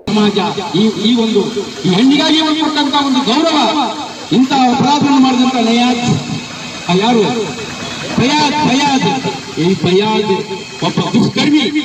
ಅಂತ ಫಯಾಜನಿಗೆ ಗಲ್ಲು ಶಿಕ್ಷೆ ಅಲ್ಲ, ಏನು ಈಗ ತುಂಡು ಕತ್ತರಿಸಬೇಕು. ನಮ್ ಕೈ ಕೊಡ್ರಿ, ಜನರ ಕೈಯಾಗ ನ್ಯಾಯಾಲಯಕ್ಕೆ ಕೈ ಮುಗಿದು ಕೇಳ್ತೀವಿ. ಈ ದೇಶದೊಳಗ ಕಾನೂನಿದೆ ಅಂತ ಹೇಳಿ ಇಂಥ ಅಪರಾಧಿಗಳನ್ನ ಎಲ್ಲೇ ಬಂದ್ರೆ ಮಾಡಬೇಕು ಅಂದ್ರೆ ಇದನ್ನ ನ್ಯಾಯಾಲಯಕ್ಕೆ ಒಪ್ಪಿಸಬೇಕು, ಧಾರಾವಾಹಿ ಹೇಳಿಕೊಂಡು ಮಾಡಬೇಕು. ಇವತ್ತು ಅಧಿಕಾರಿಗಳಿಗೆ ಒಂದು ಇದು ಕೊಡ್ಬೇಕು. ಇವತ್ತು ಎಸ್ಸಿಗೆ ಡಿಎಸ್ಪಿಗೆ ಒಬ್ಬ PSIಗೆ ಪೊಲೀಸ್ಗೆ ಕೊಡ್ಬೇಕು ಅಧಿಕಾರನ. ಅಂತವ್ರು ಮಾಡಿದವ್ರನ್ನ ಮೊದಲು ಎನ್ಕೌಂಟರ್ ಮಾಡಬೇಕು, ಆಮೇಲೆ ವಿಚಾರ ಮಾಡಕ್ ಕೊಡ್ಬೇಕು. ಹಂಗಾದಾಗ ಮಾತ್ರ ಈ ದೇಶಕ್ಕೆ ಒಬ್ಬ ಮಹಿಳೆಗೆ ನ್ಯಾಯ ಸಿಗುತ್ತಾ. ಅದಕ್ಕಾಗಲಿ ಬಂಧುಗಳೇ, ಈಗಾಗಲೇ ಶ್ರೀರಾಮಯ್ಯ ಅವರು ಹೇಳಿದ್ದಾರೆ, ಸಿಬಿಐ ಗೊತ್ತಿದ್ದಾರೆ, ಅವ್ರಿಗೆ ಒಳ್ಳೆ ಶಿಕ್ಷೆ ಕೊಡಿ ಅಂತ ಹೇಳಿದ್ದಾರೆ. ಹಂಗಾಗಿ ಇಲ್ಲಿ ಯಾವುದೇ ರೀತಿ ಪಕ್ಷ ಪಂಗಡ ಇಲ್ಲ, ಒಂದು ಪಕ್ಷಾತೀತವಲ್ಲ, ಎಲ್ಲರೂ ಕೂಡ ವಿರೋಧಿಸ್ತಾರ, ಎಲ್ಲಾ ಪಕ್ಷವಾಗಿ ವಿರೋಧಿಸ್ತಾರ. ಹಂಗಾಗಿ ಈ ವೇಳೆ ಮುಖಂಡರಾದ ಸಿದ್ದಯ್ಯ ಕಳ್ಳಿಮಠ, ಬಸನಗೌಡ ಮಾಲಿಪಾಟೀಲ್, ವೀರಯ್ಯ ತೋಂಟದಾರ್ಯ ಮಠ, ಈರಯ್ಯ ಕುರ್ತಕೋಟಿ, ರಾಮಣ್ಣ ಭಜಂತ್ರಿ, ಮಲ್ಲಯ್ಯ ಹಿರೇಮಠ, ಶೇಖರಯ್ಯ ಕೆಂಬಾವಿ ಮಠ, ದೇವಪ್ಪ ಸೋಭಾನದ ಇನ್ನು ಮುಂತಾದವರು ಹಾಜರಿದ್ದರು. ವರದಿ ರುದ್ರಪ್ಪ ಭಂಡಾರಿ, ವಿವಿಸಿ ನ್ಯೂಸ್, ಕೊಪ್ಪಳ. ಸಂವಿಧಾನ ವಿರೋಧಿ ಬಿಜೆಪಿ ಪಕ್ಷವನ್ನು ಧಿಕ್ಕರಿಸಿ ಪ್ರಜಾಪ್ರಭುತ್ವದ ಉಳಿವಿಗಾಗಿ ಕಾಂಗ್ರೆಸ್ ಪಕ್ಷವನ್ನು ಬೆಂಬಲಿಸುವುದಾಗಿ ಕರ್ನಾಟಕ ದಸಂಸ ಸ್ವಾಭಿಮಾನಿ ಬಿ ಕೃಷ್ಣಪ್ಪ ಬಣದ ಮೈಸೂರು ಜಿಲ್ಲಾ ಸಂಚಾಲಕ ಸೋಸಲೆ ರಾಜಶೇಖರ್ ಮೂರ್ತಿ ತಿಳಿಸಿದರು. ಟಿ ನರಸೀಪುರ ಪಟ್ಟಣದ ಖಾಸಗಿ ಭವನದಲ್ಲಿ ಆಯೋಜಿಸಿದ್ದ ದಸಂಸ ಕಾರ್ಯಕರ್ತರ ಸಭೆಯಲ್ಲಿ ಭಾಗವಹಿಸಿ ಮಾತನಾಡಿದ ಅವರು, ಬಿಜೆಪಿ ಕಳೆದ ತನ್ನ 10 ವರ್ಷದ ಆಡಳಿತದ ಅವಧಿಯಲ್ಲಿ ದೇಶದ ರೈತರು, ಬಡವರು, ಮಹಿಳೆಯರು ಹಾಗೂ ಶೋಷಿತರ ವಿರುದ್ಧವಾಗಿ ಆಡಳಿತ ನಡೆಸಿ ದೊಡ್ಡ ಕಾರ್ಪೊರೇಟ್ ಸಂಸ್ಥೆ ಮಾಲೀಕರುಗಳ 14 ಲಕ್ಷ ಕೋಟಿ ಸಾಲವನ್ನ ಮನ್ನಾ ಮಾಡಿ ಅತ್ಯಂತ ಭ್ರಷ್ಟ ಸರ್ಕಾರ ಎಂಬ ಹಣಪಟ್ಟಿಯನ್ನ ಹೊತ್ತು ಪ್ರಶ್ನೆ ಮಾಡಿದವರನ್ನ ಬಾಯಿ ಮುಚ್ಚಿಸಿ ಸರ್ವಾಧಿಕಾರಿಯಂತೆ ಆಡಳಿತ ನಡೆಸಿದೆ. ನಮ್ಮೆಲ್ಲ ಕಾರ್ಯಕರ್ತರು ಈ ಬಾರಿ ಲೋಕಸಭಾ ಚುನಾವಣೆಯಲ್ಲಿ ಕಾಂಗ್ರೆಸ್ ಪಕ್ಷವನ್ನ ಬೆಂಬಲಿಸಿ ಮತ ನೀಡುವಂತೆ ಮತದಾರರಿಗೆ ಮನವರಿಕೆ ಮಾಡಬೇಕು ಮಾಡಬೇಕೆಂದು ತಿಳಿಸಿ ಚಾಮರಾಜನಗರ ಲೋಕಸಭಾ ಕ್ಷೇತ್ರದಿಂದ ಸ್ಪರ್ಧಿಸಿರುವ ಕಾಂಗ್ರೆಸ್ ಅಭ್ಯರ್ಥಿ ಸುನಿಲ್ ಬೋಸ್ ರವರಿಗೆ ಹೆಚ್ಚಿನ ಮತಗಳು ಬರುವಂತೆ ಮತದಾರರ ಮನವೊಲಿಸಬೇಕೆಂದು ಮನವಿ ಮಾಡಿದರು.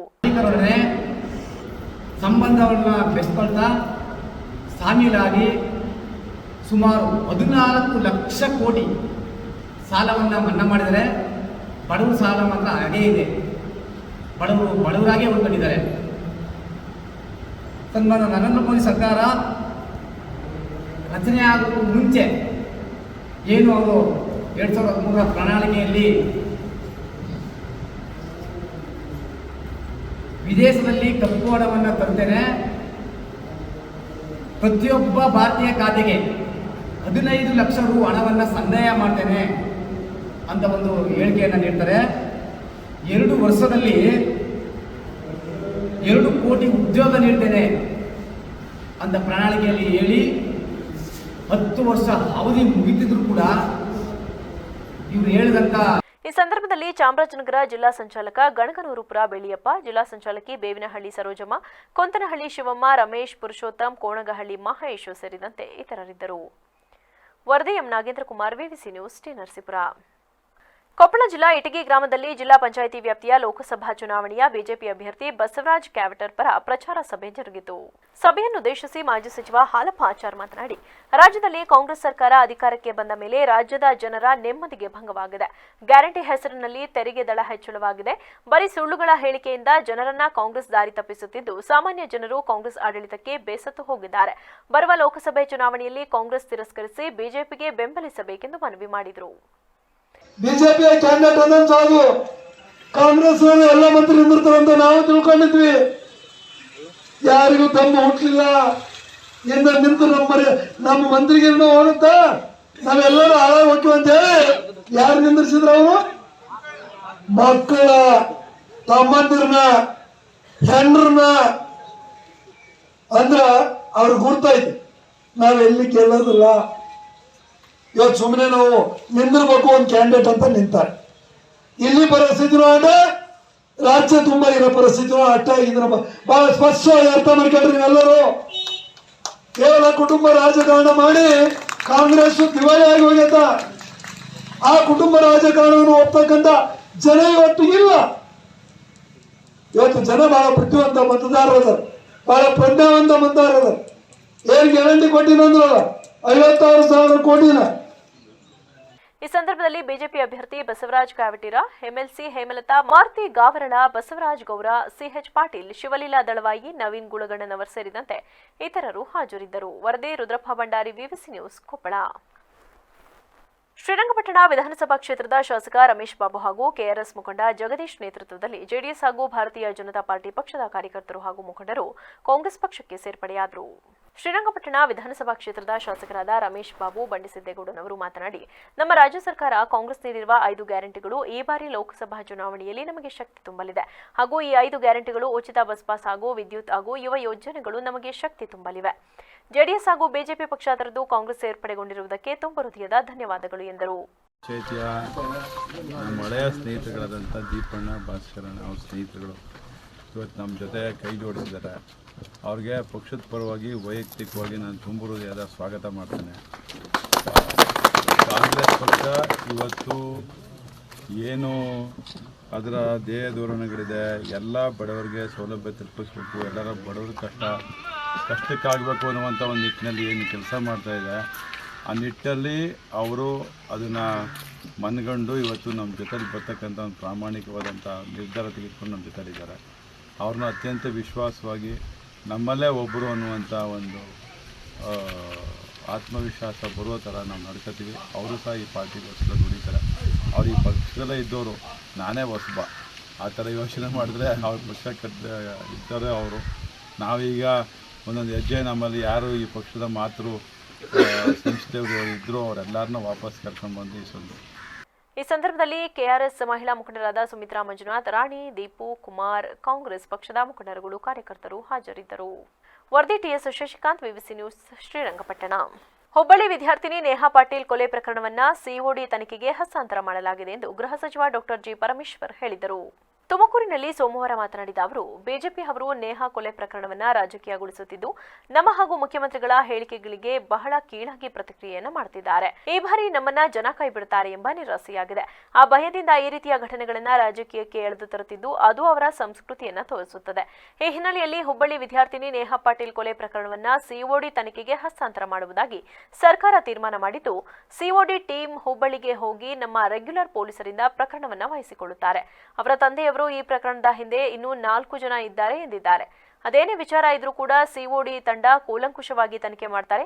10 ರಿಂದ 12 ದಿನದಲ್ಲಿ ಪ್ರಕರಣದ ತನಿಖೆಯ ವರದಿಯನ್ನ ಸರ್ಕಾರಕ್ಕೆ ಒಪ್ಪಿಸುವಂತೆ ನಿಗದಿ ಮಾಡಿದ್ದೇವೆ. ನನಗೆ ವಿಶ್ವಾಸವಿದೆ, ಆ ತಂದೆ ತಾಯಿಗಳಿಗೆ ನ್ಯಾಯ ಸಿಗುತ್ತದೆ, ಸತ್ಯ ಹೊರಬರುತ್ತೆ. ಆ ನಿಟ್ಟಿನಲ್ಲಿ ತನಿಖೆ ನಡೆಯಲಿದೆ ಎಂದರು. ಸಬ್ಮಿಟ್ ಮಾಡಬೇಕು ಅಂತ ಹೇಳಿ ತಿಳಿಸಿದ್ದೇವೆ. ಆದೇಶ ಈಗಾಗಲೇ ಹೊರಟಿದೆ. ನನಗೆ ವಿಶ್ವಾಸ ಇದೆ, ಆ ತಂದೆ ತಾಯಿಗಳಿಗೆ ನ್ಯಾಯ ಸಿಗುತ್ತೆ, ಹಾಗೆ ಸತ್ಯ ಹೊರಗಡೆ ಬರುತ್ತೆ ಅಂತ ಹೇಳಿ ನಾನು ಅಂದ್ಕೊಂಡಿದ್ದೇನೆ. ಆ ಪ್ರಕಾರ ಇನ್ವೆಸ್ಟಿಗೇಷನ್ ನಡೆಯುತ್ತೆ. ಎರಡನೇದು, ನಾಳೆ 4:30-5 ಗಂಟೆಗೆ ಮಾನ್ಯ ಮುಖ್ಯಮಂತ್ರಿಗಳು ಮತ್ತು ಪ್ರದೇಶ ಕಾಂಗ್ರೆಸ್ ಸಮಿತಿ ಅಧ್ಯಕ್ಷರು ನಮ್ಮೂರಿಗೆ ಬರೋರಿದ್ದಾರೆ.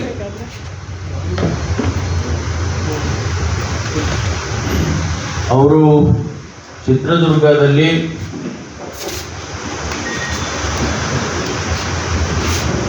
ನಮ್ಮ ಅಖಿಲ ಭಾರತ ಕಾಂಗ್ರೆಸ್ ಪಕ್ಷದ ಪ್ರಧಾನ ಕಾರ್ಯದರ್ಶಿಗಳು ಮತ್ತು ನಮ್ಮ ನಾಯಕಿಯಾಗಿರ್ತಕ್ಕಂಥ ಶ್ರೀಮತಿ ಪ್ರಿಯಾಂಕ್ ವಾದ್ರಾ ಅವರು ಬರ್ತಾ ಇದ್ದಾರೆ. ಅದು ಕಾರ್ಯಕ್ರಮವನ್ನು ಮುಗಿಸಿ ಅಲ್ಲಿಂದ ತುಮಕೂರಿಗೆ ಬರ್ತಾರೆ. ನಮ್ಮ ದ್ರಸ್ನಳ್ಳಿ ಯಲ್ಲಾಪುರದ ಹತ್ತಿರ, ಯಲ್ಲಾಪುರದಲ್ಲೇ ಅಲ್ಲಿ ಸಭೆಯನ್ನು ಆಯೋಜನೆ ಮಾಡಿದ್ದೇವೆ. ಸುಮಾರು 40-50 ಸಾವಿರ ಜನ ನಾವು ಎಕ್ಸ್ಪೆಕ್ಟ್ ಮಾಡಿದ್ದೇವೆ. ಮಧುಗಿರಿ, ಕೊರಟಗೆರೆ, ತುಮಕೂರು ರೂರಲ್ ಮತ್ತು ತುಮಕೂರು ಸಿಟಿ, ಈ 4. ಕೊನೆಯಲ್ಲಿ ಮತ್ತೊಮ್ಮೆ ಹೆಡ್ಲೈನ್ಸ್. ಏಪ್ರಿಲ್ 26ರಂದು ಹಾಸನ ಲೋಕಸಭಾ ಚುನಾವಣೆ ಮುಕ್ತ ಹಾಗೂ ನ್ಯಾಯಸಮ್ಮತ ಮತದಾನಕ್ಕೆ ಜಿಲ್ಲಾಡಳಿತದಿಂದ ಸಕಲ ಸಿದ್ಧತೆ. ಜಿಲ್ಲಾ ಚುನಾವಣಾಧಿಕಾರಿ ಸಿ ಸತ್ಯಭಾಮ ಮಾಹಿತಿ.